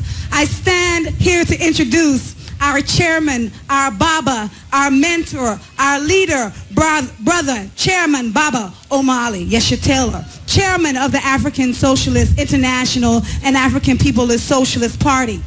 From the day he tore down the racist mural from City Hall in St. Petersburg, Florida in 1966, Chairman Omali Yeshitela has never stopped fighting for liberation for African people everywhere. In the heat of revolutionary struggle and during years in prison for his political work, Chairman Omali developed the theory of African internationalism that understands the world through the eyes of the African working class. In 1968, Chairman Yeshitela founded the Burning Spear newspaper, which is still published today. The chairman has authored numerous articles, pamphlets, and books. He has led countless campaigns in the name of African working class, including the Community Control of Housing Initiative that won 22,000 votes in Oakland, California in 1984, and the campaign that freed Desi Woods, an African woman imprisoned for killing a white attempted rapist with his own gun. In 1996, the chairman mobilized a community fight back following the rebellion sparked by the police murder of 70-year-old Tyrone Lewis in St. Petersburg.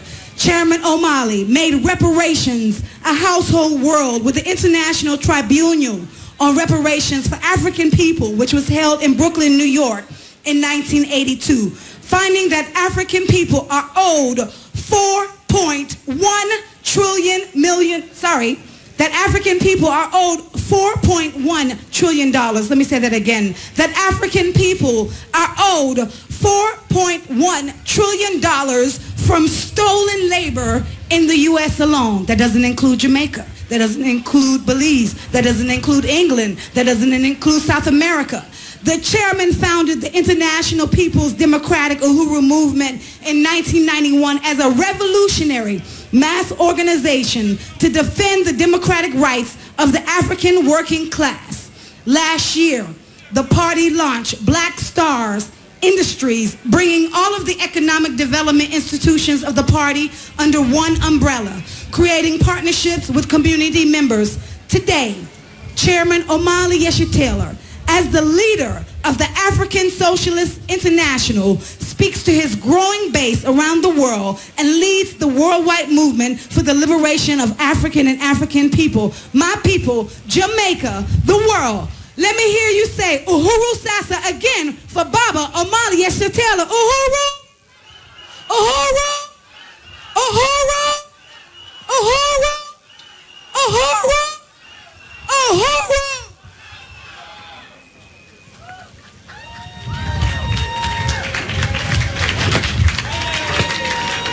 Uhuru.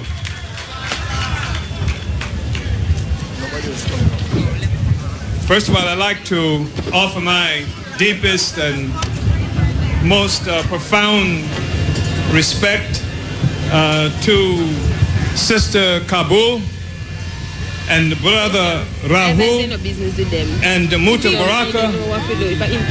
I'd also like to express my appreciation to Ari FM Radio for making this visit possible. And I want to offer a special statement of appreciation to Prof. I and the Rasta brothers and sisters who deepened the welcome here beyond comparison. And a special appreciation to Rasta. We recognize that one of the reasons that we're having this discussion today about Marcus Garvey and about Africa is because Rasta, despite all the persecution and murder that you withstood, made it possible for us to be here and have this discussion. Jah!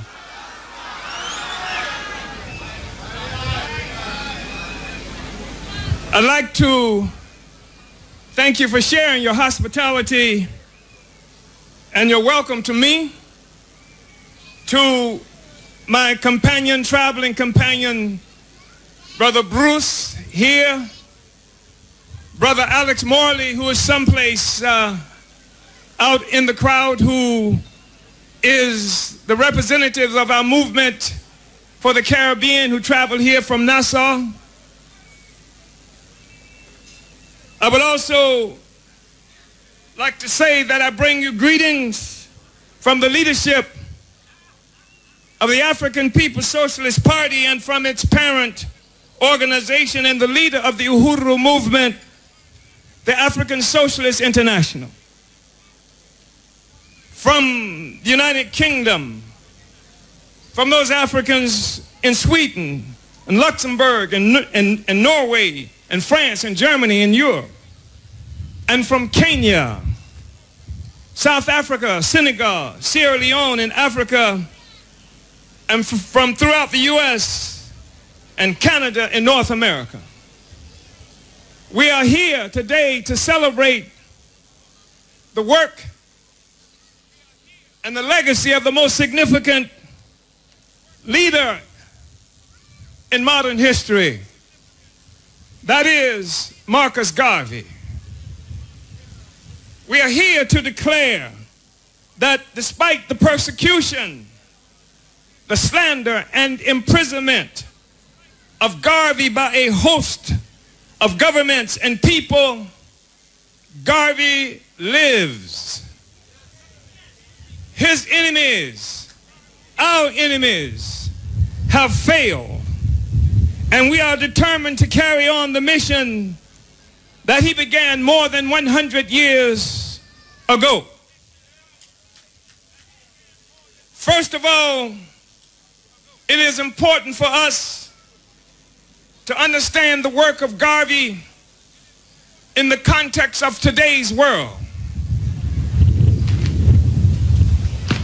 When the deep and profound crisis of white power imperialism is visible for everybody to see.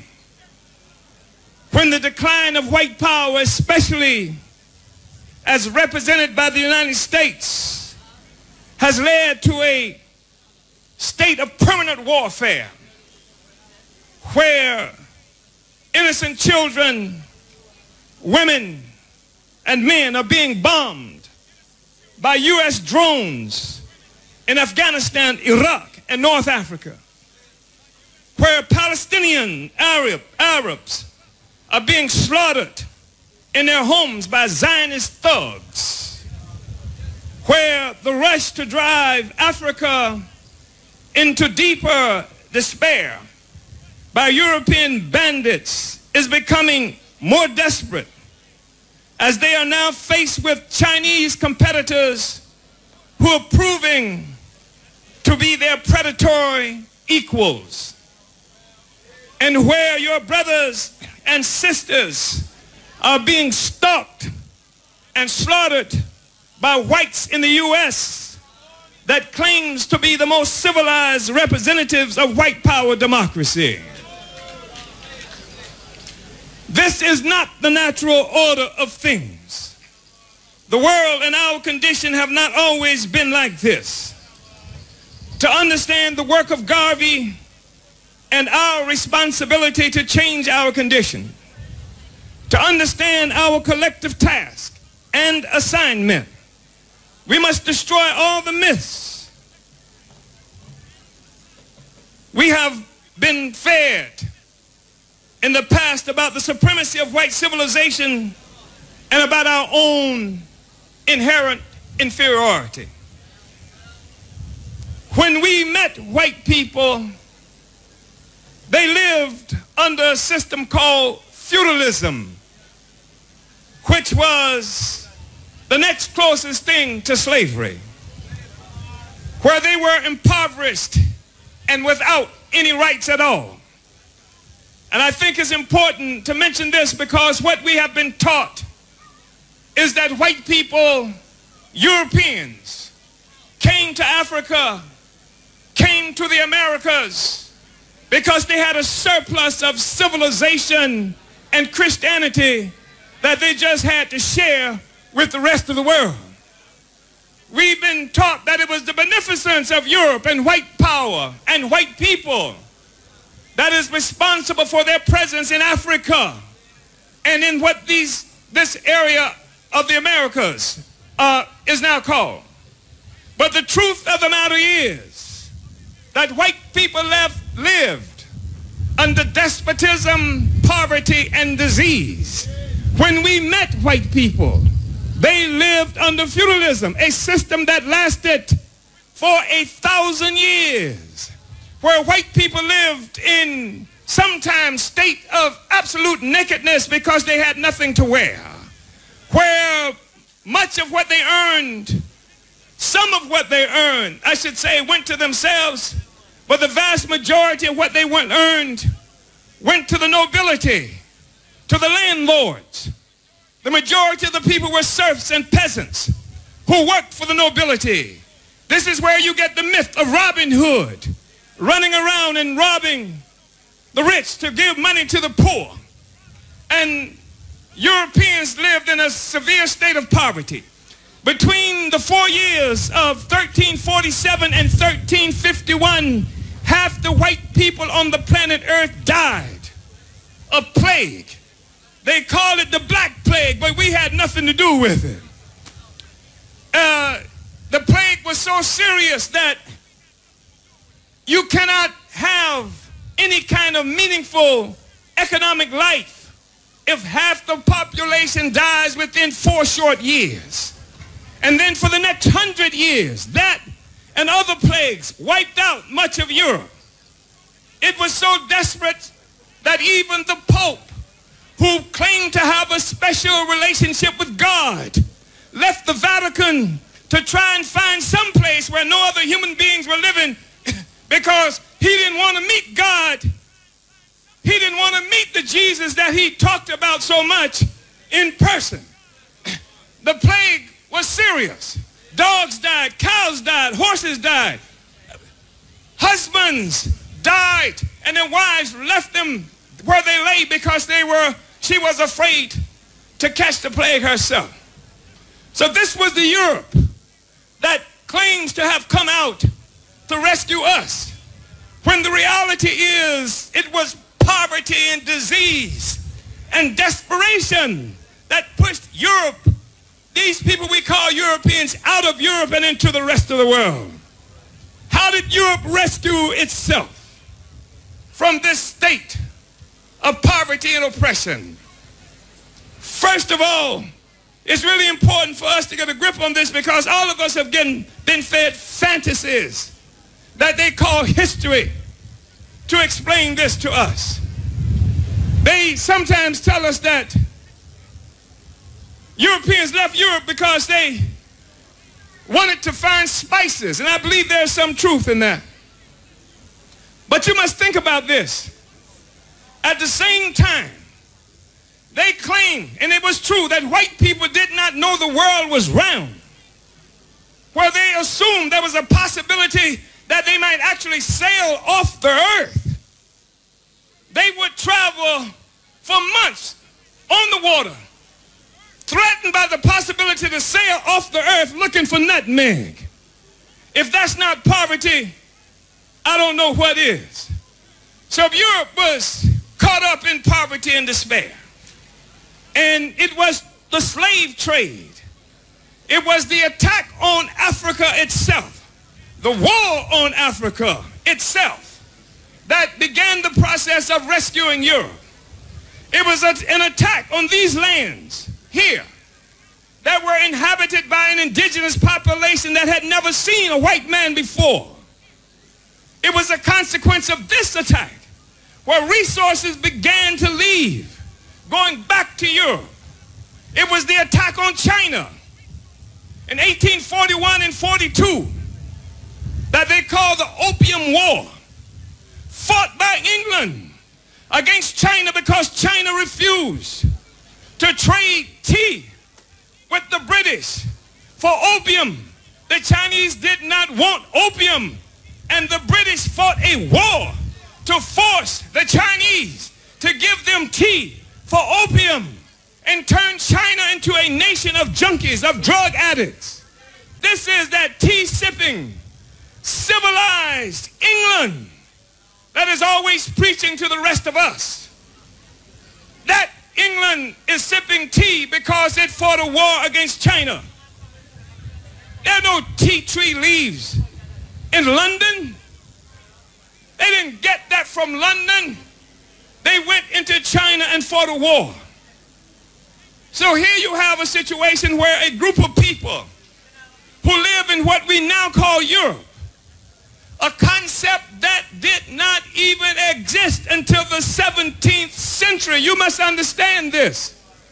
There was no such thing that was generally understood as Europe until the 17th century. Prior to then, the people who occupied that land identified themselves primarily in relationship to each other. The Normans, the Goths, the Saxons, the rest of them. And they existed in a state of ongoing tribal warfare. What united this group of people was the war that they began on Africa and the war they began on the rest of the world that transformed all of Europe so that now we are poor and Europe is rich. We are oppressed and Europe is free. Europe got its freedom and got its wealth through a parasitic relationship that it imposed on the rest of us, on Africa, on the rest of us. So now, instead of this fragmented group of tribes constantly at war with each other, they have united in pursuit of slavery, loot from piracy, thuggish colonialism. Now you have the emergence of a sense of sameness among white people resting upon an economic base of exploitation and oppression. That is what you call a nation. You see the emergence of the European nation at the expense of the consolidation of Africa, the Americas, and other peoples around the world. It's really important for us to understand that. And this sense of sameness is consolidated. It rests upon a foundation of an economic system, a social system that they refer to as capitalism. Capitalism, a dog-eat-dog system that needs exploitation in order to exist. It is a parasitic social system. Would be no capitalism if there had been no slavery. Slavery was the first big business in the world. It was the slave trade. It was the trade in black people, your parents and my parents, that that united the world into a single world economy. That was a precondition for the rise of capitalism, a blood-sucking social system that continues to challenge the existence of everybody in the world today.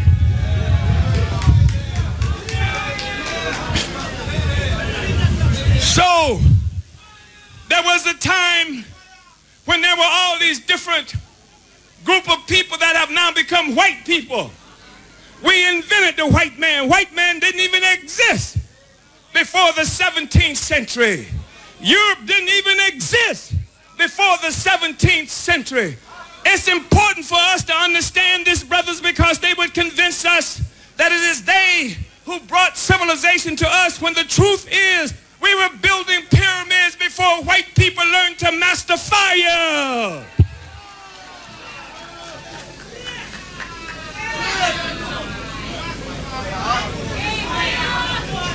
But it was the war on Africa and the rest of the world that is responsible for the loss of self-confidence in African people ourselves.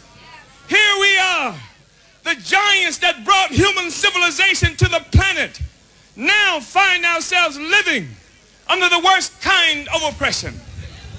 I grew up as a child, like everybody in this meeting had to have grown up, looking out unto the world, and every place I looked in the world, when I saw somebody who looked like me, they were starving, they were oppressed, they were conferred, they had violence and ignorance imposed on their lives. And the explanation, the only explanation I got, the same explanation you got, is that the reason Africans live like this as compared to the white people is because the white people were more civilized. They had civilization and we had none. That's what we got taught in their institutions, in their colonial institutions. They taught us that the white people had wealth and resources because they were thrifty and we didn't save our money. This is the lie that has been imposed on us.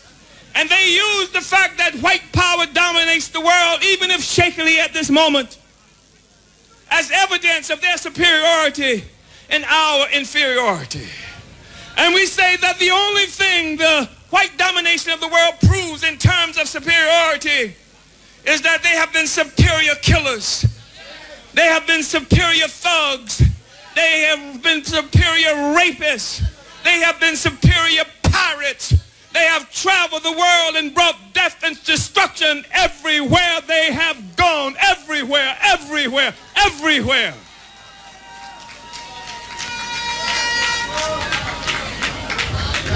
So here, we have a social system, an entire social system, this thing called capitalism, born through selling our grandparents, born through the massacre, the destruction of the Taino people here, born through killing and murdering people around the world. In the United States, there are some concentration camps that they euphemistically refer to as Indian reservations. Nobody even speaks about the people if they're not in the room. They have been forgotten. They have been pushed out of life, out of history by European imperialist white power, parasitic white power. They created an economy, a world economy. It wasn't a Jamaican economy. It wasn't a U.S. economy. It wasn't a French or German economy. It was a world economy. The world economy, capitalism emerged as a world economy, and capitalism emerged as the rise and birth of white power in the world. Capitalism must be destroyed. White power must be destroyed. African people must be free. Must be free.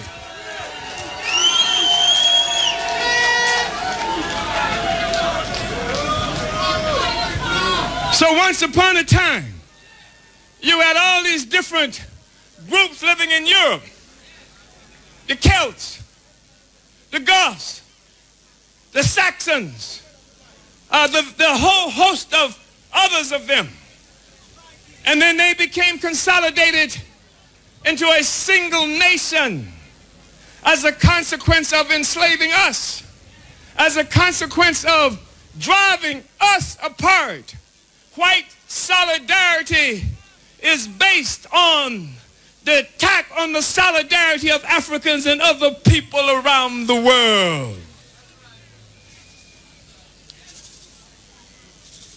So now, you look at our condition, brothers and sisters. Look at what's happening in the world today. The peoples of the world are rising up against this parasitic relationship. Increasingly, this is the reason for the crisis, the economic crisis that white power is experiencing today. Not because somebody knew the correct prayers, but because the people of the world are rising up to take back the resources that white power has taken from us.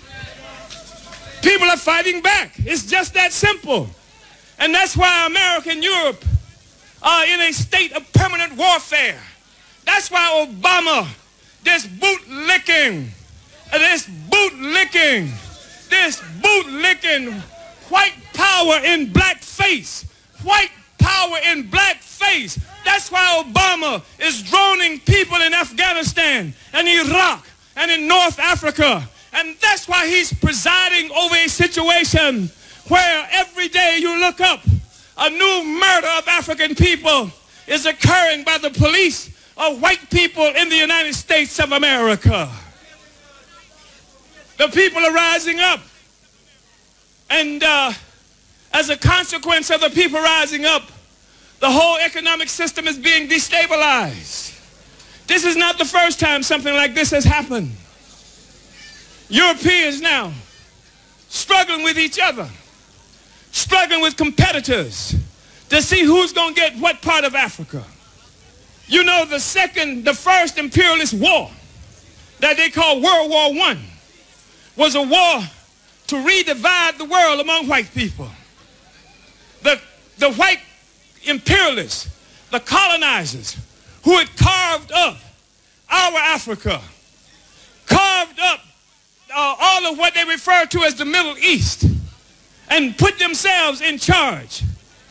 With the first imperialist world war they called World War I, they fought because some of them were dissatisfied with the portion of the world they had. They didn't have enough black people under their domain. They didn't have enough Arabs under their domain. They weren't able to get enough resources from the Middle East and from the Americas, etc. So like any group of gangsters, they went to war with each other to redivide the world. And in this process, they created an organization that was called the League of Nations. It was a precursor to this organization that's called the United Nations today.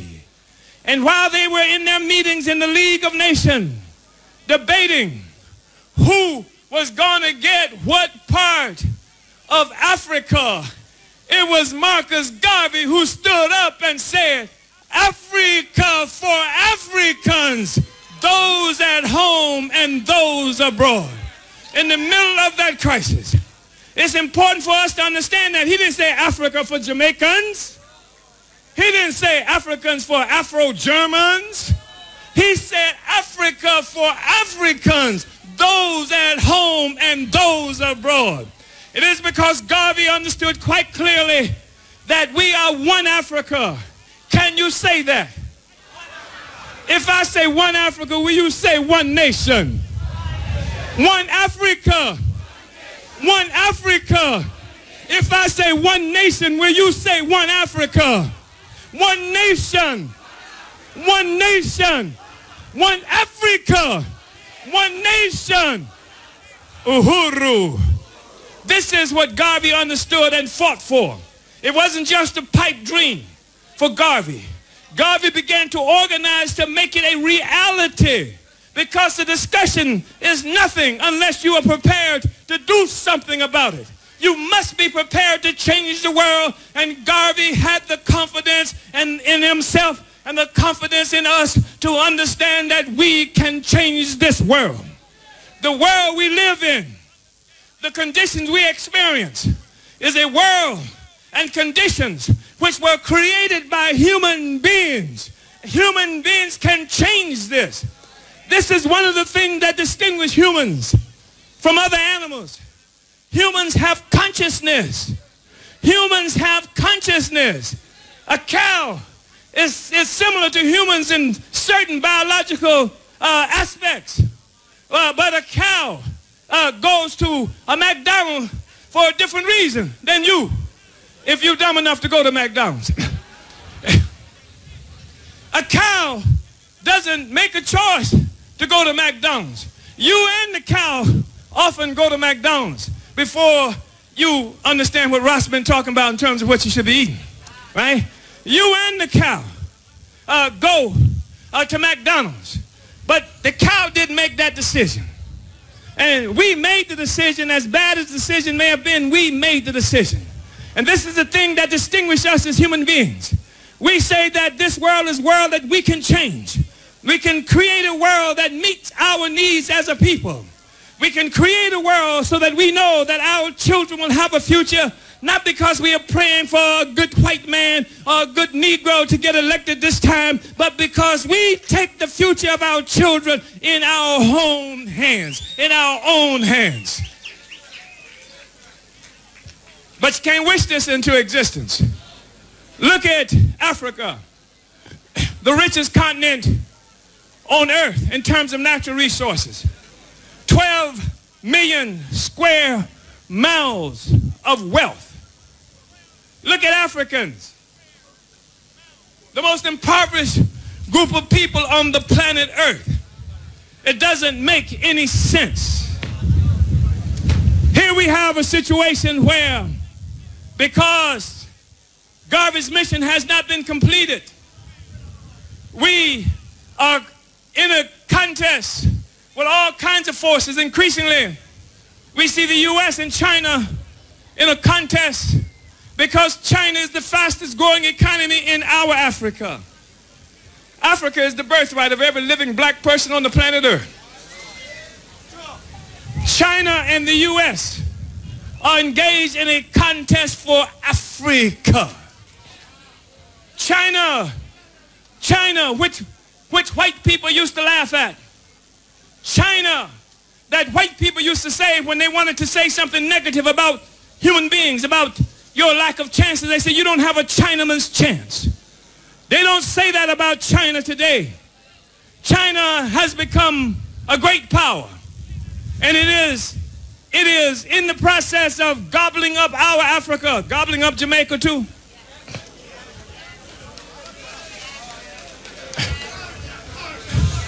But you look at China and compare it to Africa.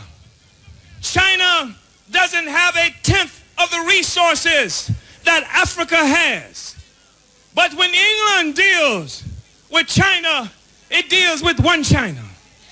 When France deals with China, it deals with one China. When Belgium deals with China, it deals with one China. But when they deal with our Africa, they deal with 54 different Africas. Which means you can't have a national economy. They have created these colonies. The white people got together. The ones that named my father Waller. They got together in Berlin in 1884 and 85 in order to keep themselves from going to war. At this time, over Africa, they carved it up. And they gave each of the white countries a part of our Africa. Not for us, but for them. And because of that, you don't have a national economy. They control our economy. Because of that, they have imposed a sense of a false national consciousness on our brains. When we met the white man, we were Africans. He comes and carves Africa up. And now we are identified by these territories that he created. Think about it. You have a place in West Africa that's called Cameroon. It's called Cameroon because the Portuguese, when they arrived there, they found a lot of shrimp. Cameroon comes from the Portuguese word for shrimp. So you got a lot of Africans running around calling themselves shrimp, but they are not shrimp, they are Africans. Look at the place in Nigeria that likes to pose as the mighty Nigeria. Was no such place as Nigeria. A man named Frederick Lugard was sent by the British, the same British that colonized us here, enslaved and colonized us here, sent this man named Frederick Lugard to deal with two separate territories that the British claimed as their own at gunpoint. And in 1903, when they had to pull the two territories together into one administrative entity, they had to come up with a name for it. Lugard's mistress at the time, who later became his wife, her name was Flora Shaw. She came up with a name for the territories, nigger area. Nigeria comes from the word nigger areas. We are not nigger Aryans. We are Africans. We are Africans. But there has been a false national consciousness imposed on us. And this is something that we really have to come to terms with, brothers and sisters. So we see a world that's fraught with violence, turbulence, decline of white power everywhere you look. U.S. can't bully anybody anymore. Used to be able to tell Venezuelans what to do. Venezuelans say, we do it our way. Used to be able to tell the people in Iran, do it this way. The Iranians say, that's not the way it's going to be. Used to be able to successfully occupy territories like Afghanistan and Iraq.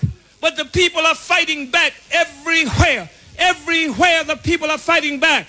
And so you see economic crisis because this is a parasite that sucks the blood of the peoples of the world, and every parasite must have a host. So when you're dealing with a parasite, I don't know which parasite has been most pronounced in this area, but when I grew up, it used to be a thing called a tapeworm. And that was really true for people who ate that old horrible meat. And you get a tapeworm inside you. And the tapeworm, no matter how much you eat, you can't get any bigger. Tapeworm then you gets bigger and bigger and bigger. It just latches onto your intestines. You can't talk that tapeworm out. You can't say a prayer to make that tapeworm leave. And if the tapeworms voted, you couldn't vote the tapeworm out of there. Because if the tapeworm leaves, it dies. And that's the parasite that we are dealing with. We are dealing with an economic and social parasite that's called capitalism and white power. It must, as a condition for its success, it must continue to suck the blood of the peoples of the earth. It must do that. And if we're going to get rid of it, we're going to have to do just what you have to do to get rid of a tapeworm. You're going to have to use some revolutionary medicine. You take some revolutionary medicine and you can flush the tapeworm down the toilet of history. That's what we have a responsibility to do with this predator that's been feasting off the blood of African people for the last 600 years.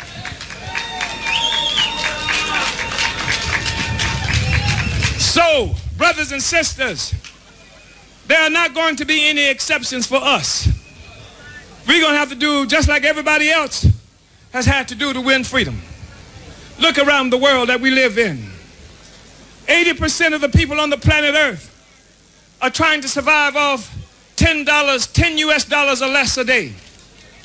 50% of the people on the planet Earth are trying to survive off $2.50 or less a day. And if you're in Africa, you're lucky if you get $1 a day to survive on. People work all day just to get a meal in our Africa. Where did this come from? Not from some ignorance of Africans. We taught them agriculture. We taught them the sciences and what have you. It has come as a consequence of somebody else taking control of our Africa and our lives. They are not going to give it up. We are going to have to take it back. It's going to take the same thing to get out of this situation that it took to put us into this situation. Marcus Garvey understood that clearly. That's why he organized Africans all around the world. Because the reality is this, that our struggle has run into its limitations wherever it's located, whenever it's fought within the context of the borders that white power created for us. Whether it is Ghana that they call today, whether it is Senegal, there is not going to be a Senegalese revolution. It's going to be an African revolution. The fact is that we have to have a Senegalese front of the African revolution. There has to be a Ghana front of the African revolution. There has to be a Jamaican front of the African revolution. We are in this thing together. One Africa. One Africa. So, organization is fundamental, and that's what Garvey understood more clearly than anything else. When Garvey put so much emphasis on organization, he understood that the most significant organizational struggle that we're involved in is the African nation itself. The nation that has been dispersed against our will across the globe. The nation that has produced value for everybody except ourselves. Africa must be united. And the Europeans, imperialists, and the Chinese, and the Turks, and the Indians, and everybody else that's sucking the blood of Africa, we are going to have to fight to free our Africa. We are going to have to build different fronts all over the planet Earth. Uhuru. That's what I'm about. Like Marcus Garvey, I find it absolutely impossible to accept a situation where anybody, any human beings on the planet should govern Africans except ourselves. Nobody should dominate the Africans. We have to be involved in self-determination. We have to find it unacceptable that anybody else should govern us except ourselves. And even when I say ourselves, I don't mean some puppet Negro that has been put in power or with the structures that capitalism and colonialism created for us. Look at South Africa. All the people split all around the world stood up, wanted to see what they thought was free South Africa. And that lick-spittle African National Congress, yes, it's a lick-spittle, butt-kissing, vomit-eating organization that came to power. And in South Africa, you go to South Africa today, you have a situation where less than 10% of the population, white people, own 87% of the land. They own land 4.5 times larger than England and Northern Ireland combined under the African National Congress. And what those Negroes do is they get their cut from the top, and the rest of us catch hell. That's in South Africa.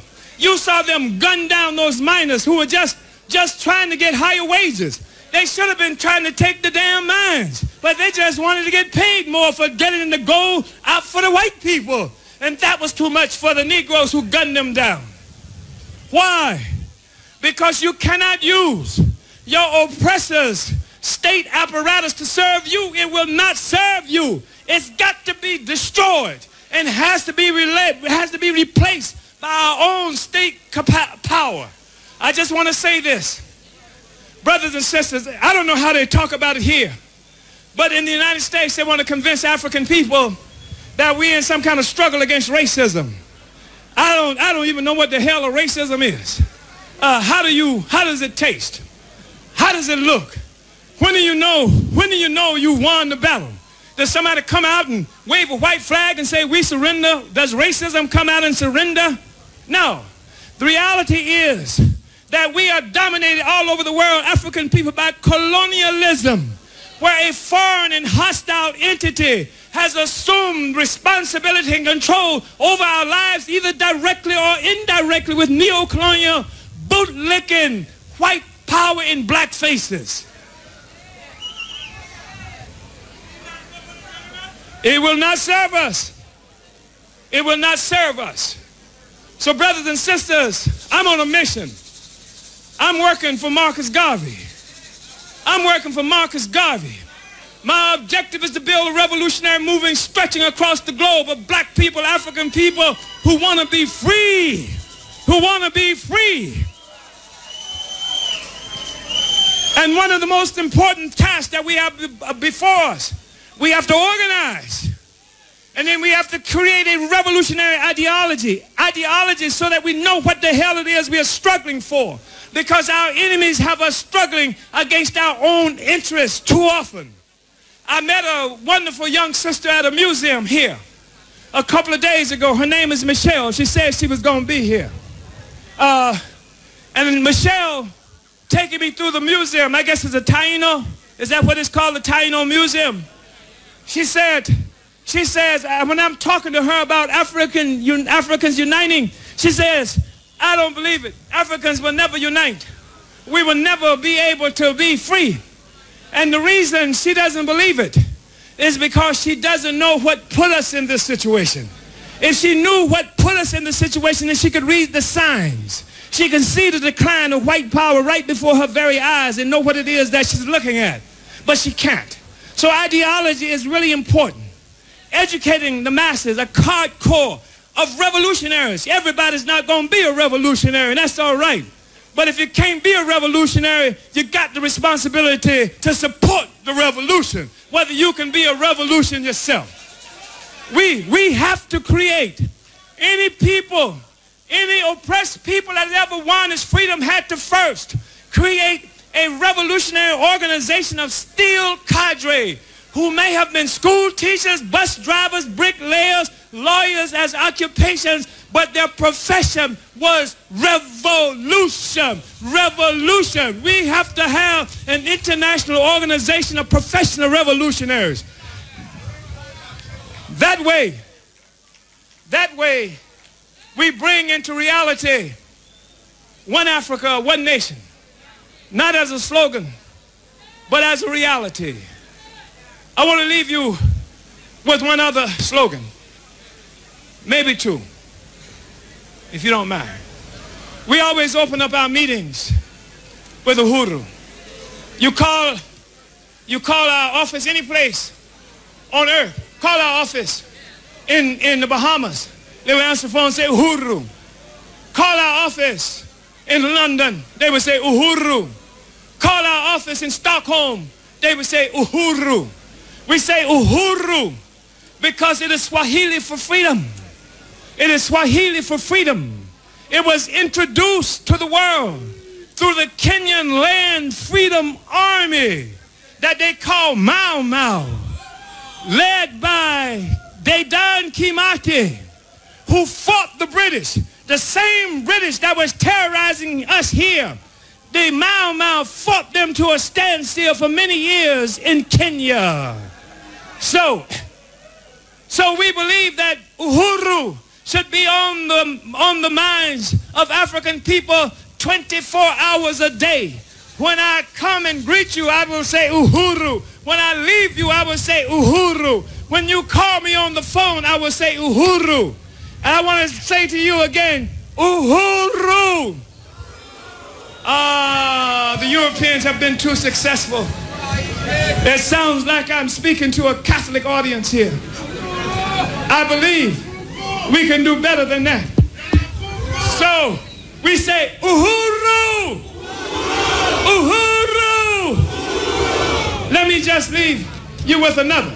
Since we are dabbling in languages from the homeland, there's a call and response. I say Israel too. It means the land is ours. You say Africa. I say Africa. You say Israel too. Together it means Africa is our land. It is Zulu. Can you work with that?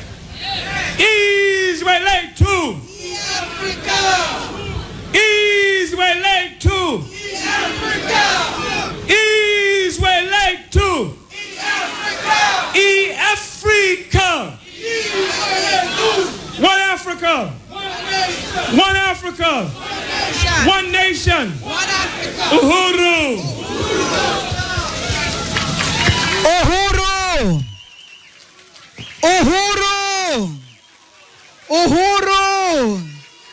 Uhuru!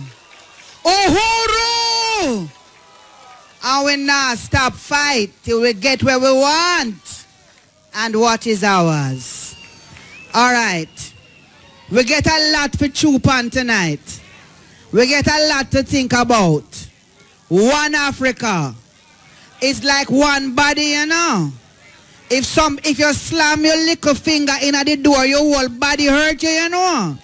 And the little finger have to get better for the body stop hurt you, you know. And that we are deal with. To say thanks, I'm looking for my brother, Imhotep, Rahu Kemetba. Anybody see him out there? While he's coming, can we put our hands together again for the speaker?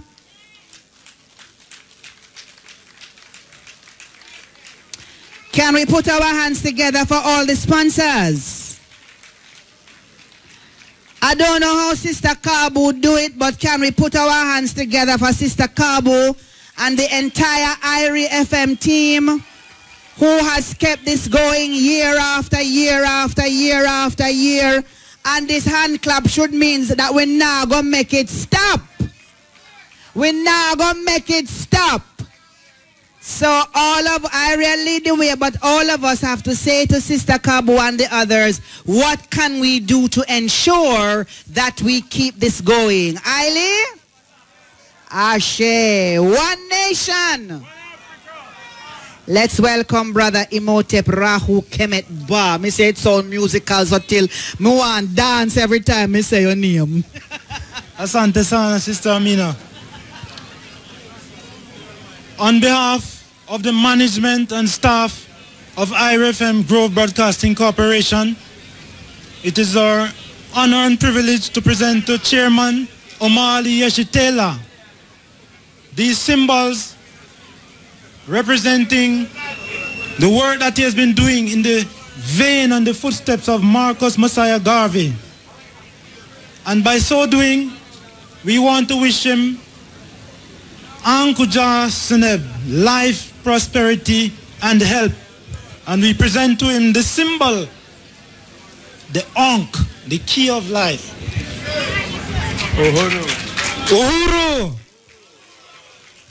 And as he continues to work in the vein of Mualimu Marcus Messiah Garvey, this majestic image of the prophet Mualimu Marcus Messiah Garvey, we present Black Power, Uhuru, Aluta Continua, peace and blessings. And thank you very much for that most inspiring speech, which will not only inspire us and make us feel good, but we will get up and we will march and we will take action. Uhuru! Uhuru! Brother Alex Morley, will you raise your hand? Brother Alex Morley is a representative of the Uhuru movement in the party here. It's the brother with the glasses standing there with the burning spear. And another thing I have to do, brothers and sisters, I have to also, I did not mention my beautiful wife. Her name is Ona Zane Yeshitela. She is the one who heads our economic development projects, the Burning Spear newspaper, the Uhuru radio, the FM station that we'll be establishing next year, the furniture store in Philadelphia and in Oakland, California, the gym that we have in St. Petersburg, Florida, the Uhuru Foods and Pies existing in St. Petersburg, Florida and in Oakland, California. So I just wanted to acknowledge her as well. Otherwise, I would not be able to leave Jamaica and go back home. Thank you so much, Uhuru. Give thanks. Up, ye mighty race. A war. Up, ye mighty race. Well, at least when we say up, we can all say ye mighty race. Up. Same way so. At the good beginning that. You know, so me not feel like say another word.